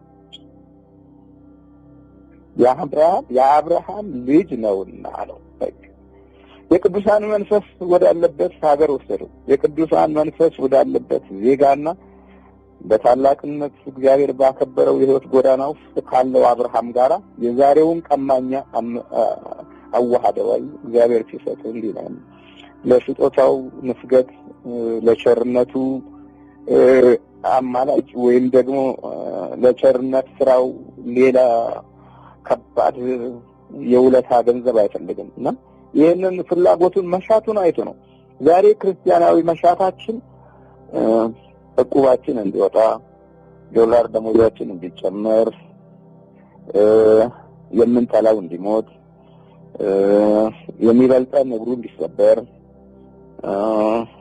የሚያውቀው እንዲጨልምበት እንዲህ አይነት መሆናችን ዘራችን የአብርሃም ሆኑ ቀርቶ እዛ በዮሐንስ ወንጌል ምዕራፍ 8 ላይ እናንተ የዲያብሎስ ልጆች ናችሁ ያለውን ባህሪ በግድም በውድም በራሳችን ምርጫ ገብተንበት። ከዛ በኋላ ምን አለው? ዛሬ ለዚህ ቤት መዳን ሆኖለታል ይላል። የሚገርም ነው። ያጣነው ይሄንን ነው። ዛሬ ለዚህ ቤት መዳን ሆኖለታል። ዘኬዎስ የአብርሃም ልጅ ነው፣ ግን ቤቱ በሽተኛ ነው።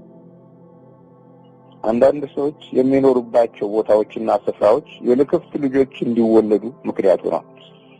ለምሳሌ እናንተ በምትኖሩባቸው ግዛቶች ውስጥ ክርስቲያኖች የኖሩበት ቤት ውስጥ የገቡ ክርስቲያኖች የወለዷቸውን ልጆች ሲታይ ወይ ሐሳባቸው ይሄው ነው፣ አሊያም ደግሞ የተወለዱት ልጆች በጣም ባሩ የጠፋ መለያ የሌለው ወይም ዳይሜንሺያ ወይም ደግሞ የአእምሮ ዝግመት አቅጣጫውን ነገሮች ሁሉ መለየት ያቃተ ትውልድ ተሸክመው በእናት ትከሻ ወይ በአባት ትከሻ እየተሳቀቁና እያዘኑ የሚኖሩ እያለቀሱ የሚኖሩ ጥቂቶች ሰዎች አይደሉም። ጉዳዩ ግን ከተቀመጡበት ቦታ ላይ ያለው የመናፍስ ጥቃት ነው። ያ ቦታ ላይ ልጅ አልባ የሆነው የሶዶማውያን ቤቶች ሊሆኑ ይችላሉ። ክፉ መናፍስት ከቤት አልወጣም። እዛ የሚወልዷቸው ልጆች ያንኑ የመናፍስቱን ባህሪ የሚያስተጋባ ለሌሎች ለቅሶ የሚሆን ነገድን ለማፍራት በክፉ መንፈስ የተነጀ ይሆናል። ስለዚህ ነው የጸሎት ቤት መኖር ያለበት። ስለዚህ ሰዎች ብቻ አይደለም በሽተኞች፣ ቤቱም በሽተኛ የሚሆንበት አጋጣሚ በጣም ሰፊ ነው። ይሄ ሁሉ አልገባንም እኛ በቃ ሳይንቲስት የሚለው ነገር ላይ ነጥሮች እግዚአብሔር እጁን አጥቦ የፈጠራቸው ሰዎች ናቸው እኮ የምንል ነው። በጣም የሚገርም በጣም አንድ አባቶቻችን ፈሊጥ የሚናገሩት አለ። ድንጋይ በባህርና በወንዝ ውስጥ እየኖረ ዋና አይችልም። ልክ እንደዛ ነው የሆነው። እኛ በመንፈሳዊ በረከት ውስጥ ተወልደን አድገን በክርስቶስ ዘመን በድንግል ማርያም ዘመን እየኖር በዓለም ላይ ያለውን ነገር መለየት ያቃተን፣ በመንፈሳዊ በረከት ዋይተን ዓለምን አሸንፈን የምንወጣበትን መንገድ ማወቅ ያቃተን እጅግ በጣም ምስኪኖች ነን። ልክ ዋና እንደማያውቀው ድንጋይ ሁሉ ጊዜ እንደጋለበበት ውሃ ይኖራል። ዋና ቢችል እኮ በላይ ነበር የሚቀመጠው። እና ልክ እንደዛ ነው የፈናው። ወደ መጽሐፉ ዞር ስንል ዛሬ ለዚህ ቤት መዳን ሆኖለታል ይልና የሰው ልጅ የጠፋውን ሊፈልግና ሊያድን መጥቷል ይላል። ቤቱ ሲድን አየ የሚፈለግ ሰው አለ። ቤቱ በሽተኛ ሆኖ በሽተኛ ልጆች መውለድ የተለመደ ባህሪ ሆኗል። ከዛ በኋላ በሽታው ከዘር ወደ ዘር ከቤት ወደ ቤት ይተላለፋል። የምንደበት እረፍት የምናጣበት ስቃይ አንደኛው የምንሸምተው በአኗኗራችን ውስጥ ያሉ ቤቶች ያልተቀደሱ መሆናቸው ነው። እግዚአብሔር ማስተዋሉን ይስጠን። ስለዚህ የጸሎት ቦታ በእያንዳንዱ ክርስቲያን ሕይወትና ቤት ውስጥ መኖር ማለት ከፍተኛ ትርጉም ያለው የህይወት አቅጣጫን ማሳየት ነው። ልጆችም ከዛ ይወለዳሉ። ተወልደው አባትየው ሲሰግድ ካዩ ስግደት ህይወታቸው ላይ ይሆናል። ራዕይ ያላቸው በቃ እነዚህ ለሀገርም ለወገንም ለቤተሰብም ራዕይ ያላቸው፣ ቢሸመግሉ ራዕይ ያላቸው፣ ቢጎለምሱ ራዕይ ያላቸው፣ ቢያድጉ ራዕይ ያላቸው፣ ለሌሎች በረከት የመሆን ራዕይ ያላቸው። እኛ እንግዲህ ከባዶ ቤት ተወልደናል። ስለዚህ ብንኖርም ብንሰራም ብንማርም ብናውቅም ባዶነታችን በሚገባ የምናምንበት ጉዳይ ነው። አናምንም ባዶ አይደለሁም የሚለው ለኔ እንገረኝ፣ እኔ ሙሉ ነኝ ይበለኝ። ጎደለነቱ ሁልጊዜ እያስጨነቀውና እያስለቀሰው ሌሎችንም እሞላለሁ ብሎ ሲታገል ጎደለነቱ እያፈተለከ እንዳውም ሌሎችን ሲጎዳ ነው የምናየው። ስለዚህ የጸሎት ቤት ለእያንዳንዱ መኖር ለአምልኮት ለሚሰጠው ክብር ተቀዳሚ ቦታ አለው። እሺ ወደ መንፈሱ እንሂድ። ዛሬ ለዚህ ቤት መዳን ሆኖለታል ከተባለ መስገድና መጸለይ ሲጀምር በቤቱ ያለው መንፈስ አለያም ደግሞ በህይወቱ ውስጥ ያለው መንፈስ መዳኑን ስለማይፈልግ ይታገለዋል። የሚታገለው በሚከተሉት መንገዶች ነው። አንደኛ እንዲጨነቅ ለጊዜ ያደርገዋል። ገብቶ በመቁጠሪያ ይቀጠቅጠዋል። ጭንቀትን አቁም ይላል። የእግዚአብሔርን እርዳታ ይለምናል። አምልኮቱን እየሰጠ ይቀጥላል። ኃጢአትንና ክፉ ሐሳቦችን ይቃወማል። በዓለም የሚያያቸውን ነገሮች አይኖቹ እንዲባረኩለት ጸልዮ ይወጣል። የእጆቹ ስራዎች እንዲባረኩለት ጸልዮ ይወጣል። ዛሬ እኮ አበሻ የሚነካው ጭራሽ ደህናውን ነገር እጁ ይሰብረዋል እኮ። በሚገርም ሁኔታ እጁ ላይ ነው ያለው ጠላቱ። የማይሰበረውን ሰብሮት ይገባል። እሰራለሁ ያለውን ፋብሪካ አድቆት ይቀራል። በጣም አስቸጋሪ ነገር ነው። በሄደበት ቦታ ላይ ጥላቻ ነው ያለው። በሄደበት ቦታ ላይ ይሄ ምንድነው? መዳን የሌለው የሞት እጆች፣ የሞት እግሮች፣ የሞት አካሎች፣ የሞት ቋንቋዎች የሚናገር ወገን እኮ ነው ይሆን። ዛሬ ለዚህ ቤት መዳን ሆኖለታል። የሰው ልጅ የጠፋውን ሊፈልግና ሊያድን መጥቷል። ይሄ ትልቅ ቃል ኪዳን ነው። መጥፋታችን የታወቀ ነው። በእግዚአብሔር ፍለጋ ውስጥ ደግሞ መኖር አለብን። ይሄ ሲባል ደግሞ እኛን ከተኛንበት ቀስቅሰን አይደለም። እኛ መቀስቀስ አለብን። ራሳችንን መቀስቀስ አለብን። አንዳንድ ሰዎች ያስቸግራሉ በጣም። ምክንያቱም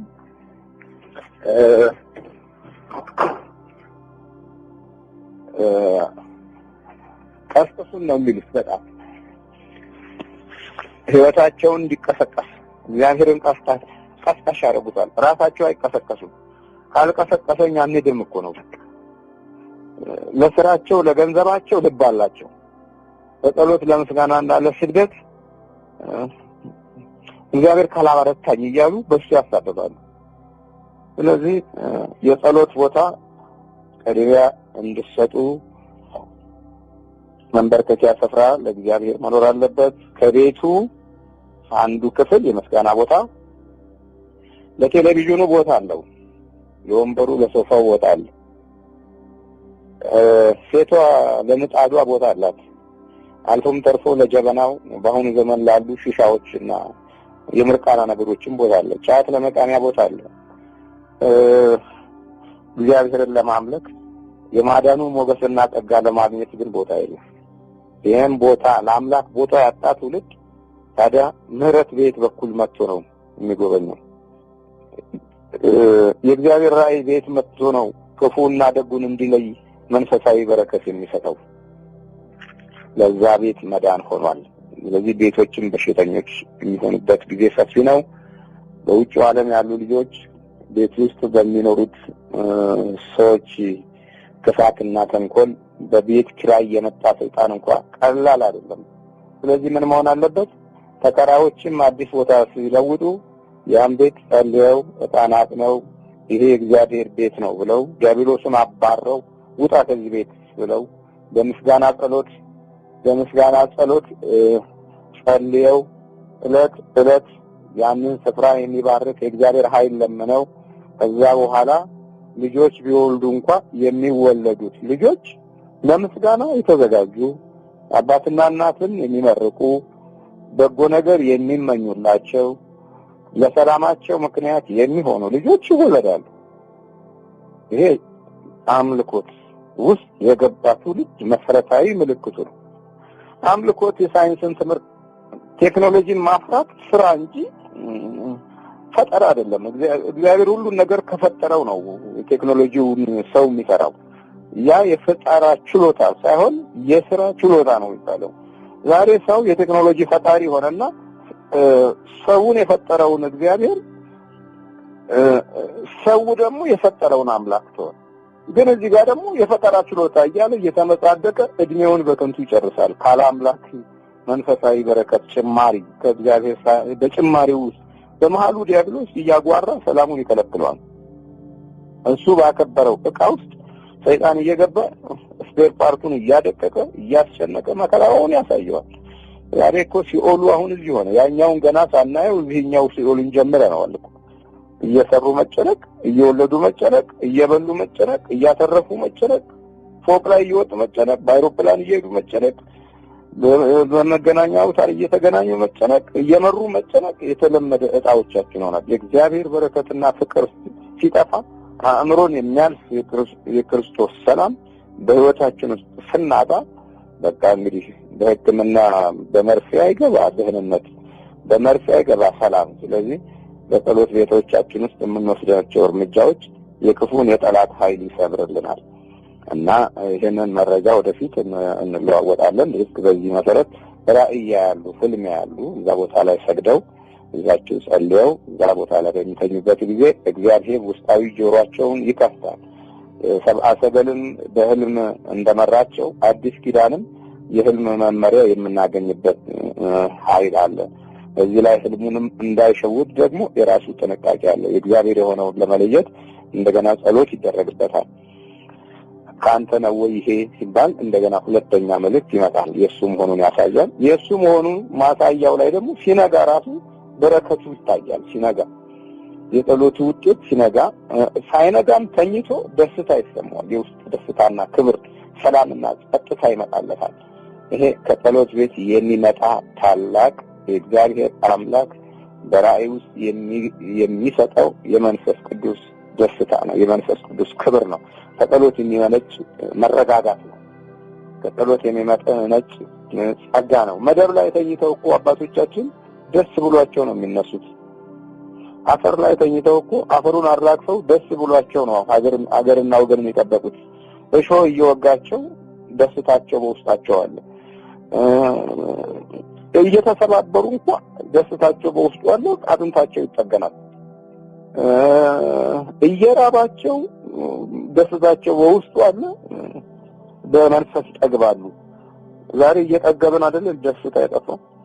ቁንጣን ይዞት አልጋ ላይ ዘይቶ እየተገለባበጠ መከራውን እያየ ከእህሉ ይልቅ የሱ ደስታ ማጣት ሌላ ተጨማሪ የሰውነት ጉድለቶች እንዲዳብር ነው ያደረገው እና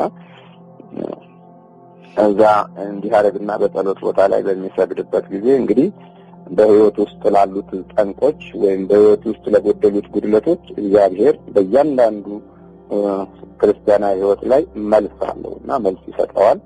ቤቱ ይድናል፣ ሰውየው ይድናል፣ መንፈሱ ይጋለጣል።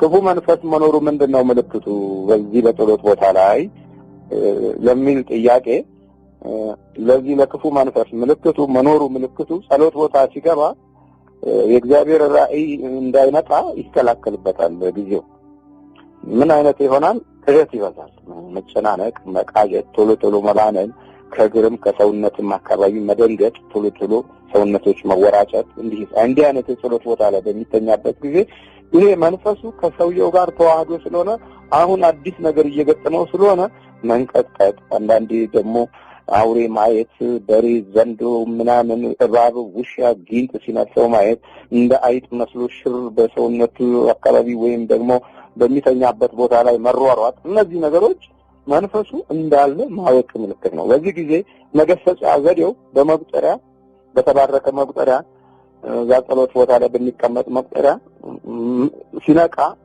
እንዲህ አይነት ራእይህን አቁም፣ አውቄሃለሁ፣ ኢየሱስ ክርስቶስ ስም አስሬሃለሁ፣ ያንተን የጥፋት ራእይ፣ ያንተን የክፋት ራእይ፣ ያንተን የሞት ራእይ አልፈልግም፣ በድንግል ማርያም ስም አዝዣለሁ፣ በወላዲተ አምላክ ስም አዝዣለሁ፣ ጸጥ በል ብሎት ማታ ቀጥቅጦት ከተኛ ጸጥ ይላል። በቃ ይሄ በራሱ ክርስቲያናዊ ባህሪው የቱ ጋር ለራእይ የተመቸ እንደሆነ የማወቅ አንዱ ስልት ነው። ለምን የአሜሪካ ፕሬዝዳንቶች የሚያዟቸው ሐኪሞች እንዲህ አይነቱን መናፍስት ሊያውቁት አይችሉም። የአሜሪካ ሳይንቲስቶች ምርጦቹ ጋር ቢሄድ እንዲህ አይነት መንፈሶችን ሊያውቃቸው እነሱ ራሳቸው በዚህ የተያዙና የተጨነቁ ናቸው። ስለዚህ እንዲህ አድርጎ ሲመታው ራእዩን መከልከል አይችልም። ምን አለ ዮሐንስ ወንጌል ምዕራፍ 1 ቁጥር 12 ላይ ለተቀበሉት በስሙ ለሚያምኑት የእግዚአብሔር ልጆች የሆኑ ዘንድ ስልጣንን ሰጣቸው ነው የሚለው። ስልጣንን ሰጣቸው እኮ ነው። የግድ ቄስ መሆን የለበትም። የግድ ጳጳስ መሆን የለበትም። በክርስቲያናዊ ባህሪው ከእግዚአብሔር ባገኘው ልጅነት ያ ጳጳስ ለሌላ በረከት ነው። ቄስ ለሌላ በረከትና ተስፋ ነው። መነኩሴ ለሌላ በረከትና ተስፋ ነው። አልሆን አለ አልመጣ አለ ከላይ አልለቀቅ አለ እንጂ በአካልማ ሆነናል እኮ። ታዲያ ይሄኛው ደግሞ የክርስቲያናዊ ድርሻ ነው። ለተቀበሉት በስሙ ለሚያምኑት ክርስቶስን በስጋውና በደሙ ለተቀበሉት በሰማያዊ አምባ ተስፋ አድርገው በአምላክ እንጀራና የቅድስና እንጀራ ለተባረኩት በስሙ ለሚያምኑት የእግዚአብሔር ልጆች የሆኑ ዘንድ ስልጣንን ሰጣቸው እኮ። በዚህ ስልጣን አቁም እግዚአብሔር በሰጠኝ በአብ በወልድ በመንፈስ ቅዱስም በተወለድኩበት በተባረኩበት ስልጣን አቁም ሲለው ያቆማል። ከዛ በኋላ ደዌን ሲሆን ራስ ምታት ከሆነ ፈረንጆች ማይግሬን የሚሉት ከሆነ በመቁጠሪያው አቁም በክርስቶስ ስም እያለ ሲመታው 5 ነገሮች በሰውነት ውስጥ ይታያሉ። በሚመታው ጊዜ በመቁጠሪያው መውረር፣ መብላት፣ ማቃጠል፣ በሰውነት ውስጥ መሄድ እና ሲመታው እንደ ድንጋይ መሆን የመንፈሱ መኖር ምልክት ነው። እየሰማኝ ነው? አዎ መምህር። የመንፈሱ መኖር ምልክት ነው። እንደ ላብራቶሪ ማለት ነው። እና በሚመታበት ጊዜ ማቃጠሉ ካለ መንፈሱ አለ ማለት ነው። በሚመታበት ጊዜ መብላቱ ካለ መንፈሱ አለ ማለት ነው። በሚመታበት ጊዜ እንደ ድንጋይ መሆኑ ካለ መንፈሱ አለ ማለት ነው። በሚመታበት ጊዜ በሰውነት ውስጥ መሯሯጥ ከጀመረ መውረር ከጀመረ መንፈሱ አለ ማለት ነው። ይሄ ላብራቶሪ ነው። መንፈሳዊ ላብራቶሪ ነው። ያ ደግሞ መምቻው ዱላም አይደለም፣ መግረፊያው አለንጋም አይደለም። የአባቶቻችን መቁጠሪያ ነው። እስከዛሬ ድረስ እዚህ ያሉት ትውልዳችን መቁጠሪያውን ከአስማትና ከበት ጋር አድርገው ያወራሉ። እስቲ መቁጠሪያ እስላሙ እንኳን በየመንገዱ ይዞ የኛ መቁጠሪያ ነውርና ለመነኩሴ ጳጳስ ብቻ ነው እያሉ የሚያጓሩና የሚያላዝኑ አሉ። ልክ እንዴ ነው! አስቸጋሪ ነገር ነው። ከቀበሮ ጋር የዋለች በግ ማላዘን ትለምዳለች እንደሚባለው አይነት ነው። እንዲህ ያላዘማሉ። ለመቁጠሪያው የተለየ ግምት በመስጠት ነው። መቁጠሪያ ማለት ምንድነው እኮ መግረፊያ ነው። 41 ወይም 61 41 የሚሆነው የእስራኤል አምላክ እግዚአብሔር በ40 ዓመት ቁጣውን አቆመና በ41ኛው ዓመት ወደ ቅድስት ሀገር አስገባቸው። መድኃኒታችን ኢየሱስ ክርስቶስ 40 ቀን ጾመና በ41ኛው ቀን የዲያብሎስን ሰራዊት አሸነፈው። ስለዚህ 41 ይሆናል ማለት ነው መቁጠሪያ። ይሄ ነው ታሪካዊ ዳራው ወይም በታሪክ አቅጣጫ ሊመጣበት ሊሄዱበት የፈለጉት አባቶቻችን መንገድ በመቁጠሪያው ነገር ይሄ ነው። ስለዚህ እግዚኦ ማርነ ክርስቶስ በእንተ ማርያም ማርነ ክርስቶስ ኪርያላይሶን ኢየሱስ ኪርያላይሶን ክርስቶስ በአብ በወልድ በመንፈስ ቅዱስም በቅዱስ ሚካኤል ስም የዲያብሎስን ሰራዊት በሰበረው በኃያሉ በቅዱስ ሚካኤል ስም ለቅድስት ድንግል ማርያም በስራትን ባበሰረው በቅዱስ ገብርኤል ስም ውስጤ ያተረበክ ጠላቴ ነርቭ የሆንከው በሽታ የሆንከው ቅዠት የሆንከው ተስፋ መቁረጥ የሆንከው መንፈስ ገስጽሃለሁ ብሎ ሲመታው ያልኳቸው እነዚህ 5 ነገሮች መንፈሱ መኖሩን ያሳያል። ከዛ በኋላ ወደ ጭንቅላት ወደ ግንባር ላይ ውጣና ታሰር ይለዋል። በድንግል ማርያም ስም ወደ ግንባር ውጣ ሲለው ልክ ከሰውነት ውስጥ እየተንቀሳቀሰ ወደ ግንባር ሲወጣ ይሰማዋል። ግንባር ላይ የሚታሰረው ለምንድን ነው? በሌሎች ሰውነት ላይ በልብም በአእምሮም በህሊናም ላይ ገዢ እንዳይሆን ነው። ግንባር ላይ የሚታሰረው እየሰገደ ለአምላኩ እየሰገደ ስለሚያዳክመው ነው። ሰግዶ የማያውቅ መንፈስ እየሰገደ ሲያሳየው በቀላሉ ይሸነፋል። ከትውልድ ወደ ትውልድ የሚሄድበትን አቅም ያጣል ማለት ነው። በሚሰግድበት ጊዜ የመድኃኒታችን ኢየሱስ ክርስቶስ ስዕል ከታች መኖር አለበት። ግንባሩን የሚያሳርፍበት እዛው ጸሎት ቦታ ላይ ወይ መጽሐፍ ቅዱስ መኖር አለበት፣ ወይ ቅዱሳን ድርሳናት መኖር አለበት። በተቻለ መጠን ግን የእመቤታችን የመድኃኒታችን ኢየሱስ ክርስቶስ ወይም የሥላሴ ስዕል በጥሩ ሁኔታ ተሰርቶ በሚሰግድበት ጊዜ የመስገጃ ስዕል አጠገቡ መኖር አለበት። ግንባሩ የሚያርፍበት ማለት ነው። ግንባሩን ማሳረፊያ በራሱ ልዩ መልእክት ነው። አምላኬ አንተን ወዳለሁ ነው። አምላኬ ለአንተ እገዛለሁ ነው። አምላኬ አንተን አመልካለሁ ነው። ፈጣሪ ነህ ማለት ነው። መስገድ እኮ ማለት ፈጣሪ ነህ አለቀ። ስለዚህ ለፈጣሪው የሰገደ ደግሞ ይከብራል። የሚያከብሩኝን አከብራቸዋለሁ ይላል አንደኛው ሳሙኤል ምዕራፍ 2 ላይ የሚንቁኝንም እንቃቸዋለሁ ይላል።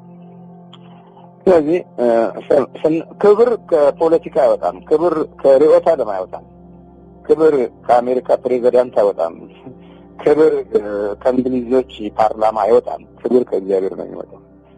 ትውልዳችን ክብሩን ከሰው እየፈለገ ነው የራሱን ክብር ያጣው። ስለዚህ እንደዛ በሚሰግድበት ጊዜ ያስረዋል። ካሰረው በኋላ ሌላው ደግሞ በኑሮዬም ላይ በገንዘቤም ላይ በስልጣኔም ላይ በእድሌም ላይ በባህሪዬም ላይ አዛዥ አትሆንም፣ ኢየሱስ ክርስቶስን ይህ መንገድ ተሽሯል እያለ ሊነግረው ይገባል። ውስጡ ላለው መንፈስ በመጀመሪያ ማመን አለበት። ከመናፍስት ነፃ የሚሆን ሰው የለም።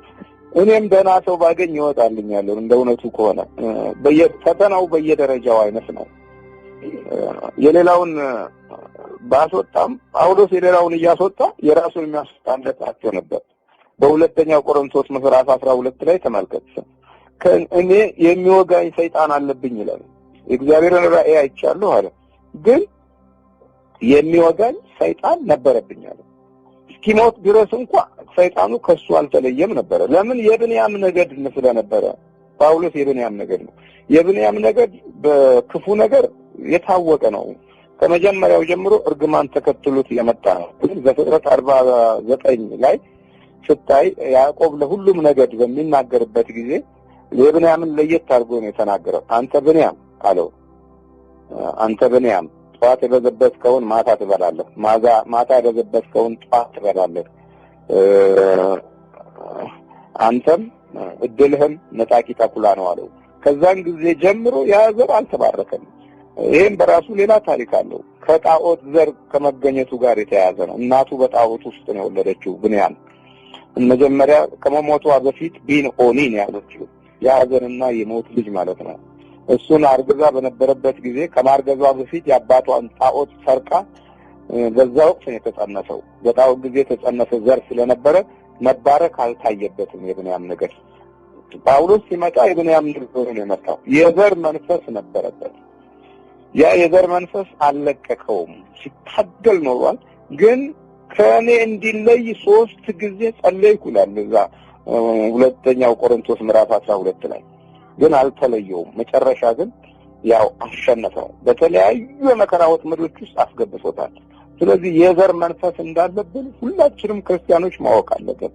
ደግሞ ክርስቲያን ከሆንክ ክርስትናህን እንድትተው ትግል ማድረግ አለበት ሰይጣን። አሁን ኢሮፑን እንደ አባቶቻቸው አይኖሩም። አሜሪካን እንደ አባቶቻቸው አላመለኩም፣ እንደ አባቶቻቸው አይኖሩም። እነዚህ አባቶቻቸው ያመለኩትና የፈሩትን እግዚአብሔር ይሄኛው ትውልድ መጫወቻና መቀለጃ ነው ያደረገው።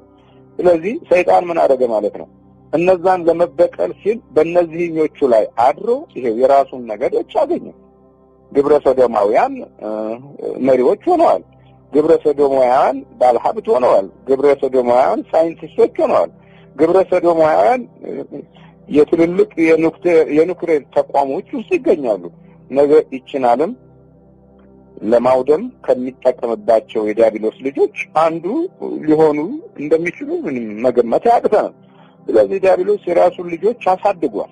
የእግዚአብሔር ልጆች ለመሆን ደግሞ ይህንን የጸሎት ያምልኮትን ጊዜ ሰጥተን ጠላታችን በሕይወታችን ውስጥ መኖሩን በሚገባ እያንዳንዳችን ማመን አለበት። መማር እኮ ሰይጣንን ምኑም አይደለም፣ አብሮ ነው የሚማረው። ማወቅ ለሰይጣን ምንም አይደለም የሚያባረውም ነገር አይደለም ዕውቀት ስለዚህ የአምልኮት ልጆች መሆንና በአደም ያለ ሙያ ትምህርት መቅሰም መካከል ያለውን ልዩነት ለመለየት መንፈሳዊ በረከት ውስጥ መግባት አለበት ያቃሉ የተባሉት አሁን አብደዋል ተስፋ የሚጠበቅባቸው ልጆች አሁን ተበላሽተው መንገድ ላይ ወድቀዋል ከውሻ ጋር ነው የሚያድሩት ዕውቀታችንና ትምህርት ቤቶቻችን እንግዲህ ይሄንን የሚያስከትል ከሆነ ምንድነው የምንጠብቀው ለምንድነው እግዚአብሔርን ማናመልከው ወደ አባቶች አምላክ ለምንድነው ማንመለሰው ስለዚህ ጠላታችን በውስጥ መደበቁን እያንዳንዱ ሰው ማመን አለበት ከዛ በኋላ ነው እንግዲህ ሁለተኛው እርምጃ ከኔ ጋር መገናኘት ነው ይሄን እንዲህ አደርግና ለልጆቹም ይሄን ያሳያል ለሚስቱም ይሄን ያሳያል ሚስት ታዛዥ ሆና አለበት አሁን በዚህ መካከል መከፈል አለ ወይ ሚስት ጸሎት ቤት ማትወድ ትሆናለች ወይ የቡዳው ዘር ትሆናለች ወይ የዛሩ ዘር ትሆናለች ወይ የአይነ ጥላው ዘር ትሆናለች ወይ ያጋንንቱ ዘር ትሆናለች ሙሉ በሙሉ በዚህ ጊዜ ጸሎት ቦታ ሲባል ያማታል ትጨነቃለች ትሉን ማየት አትፈልግም ግን ያበሻው ልጅ ነች የክርስቲያኑ ዘር የምትባለው ልጅ ቀደም ታሪክ አንፃር ሲታይ ደግሞ ወይ ከአባቶች ከበረከታና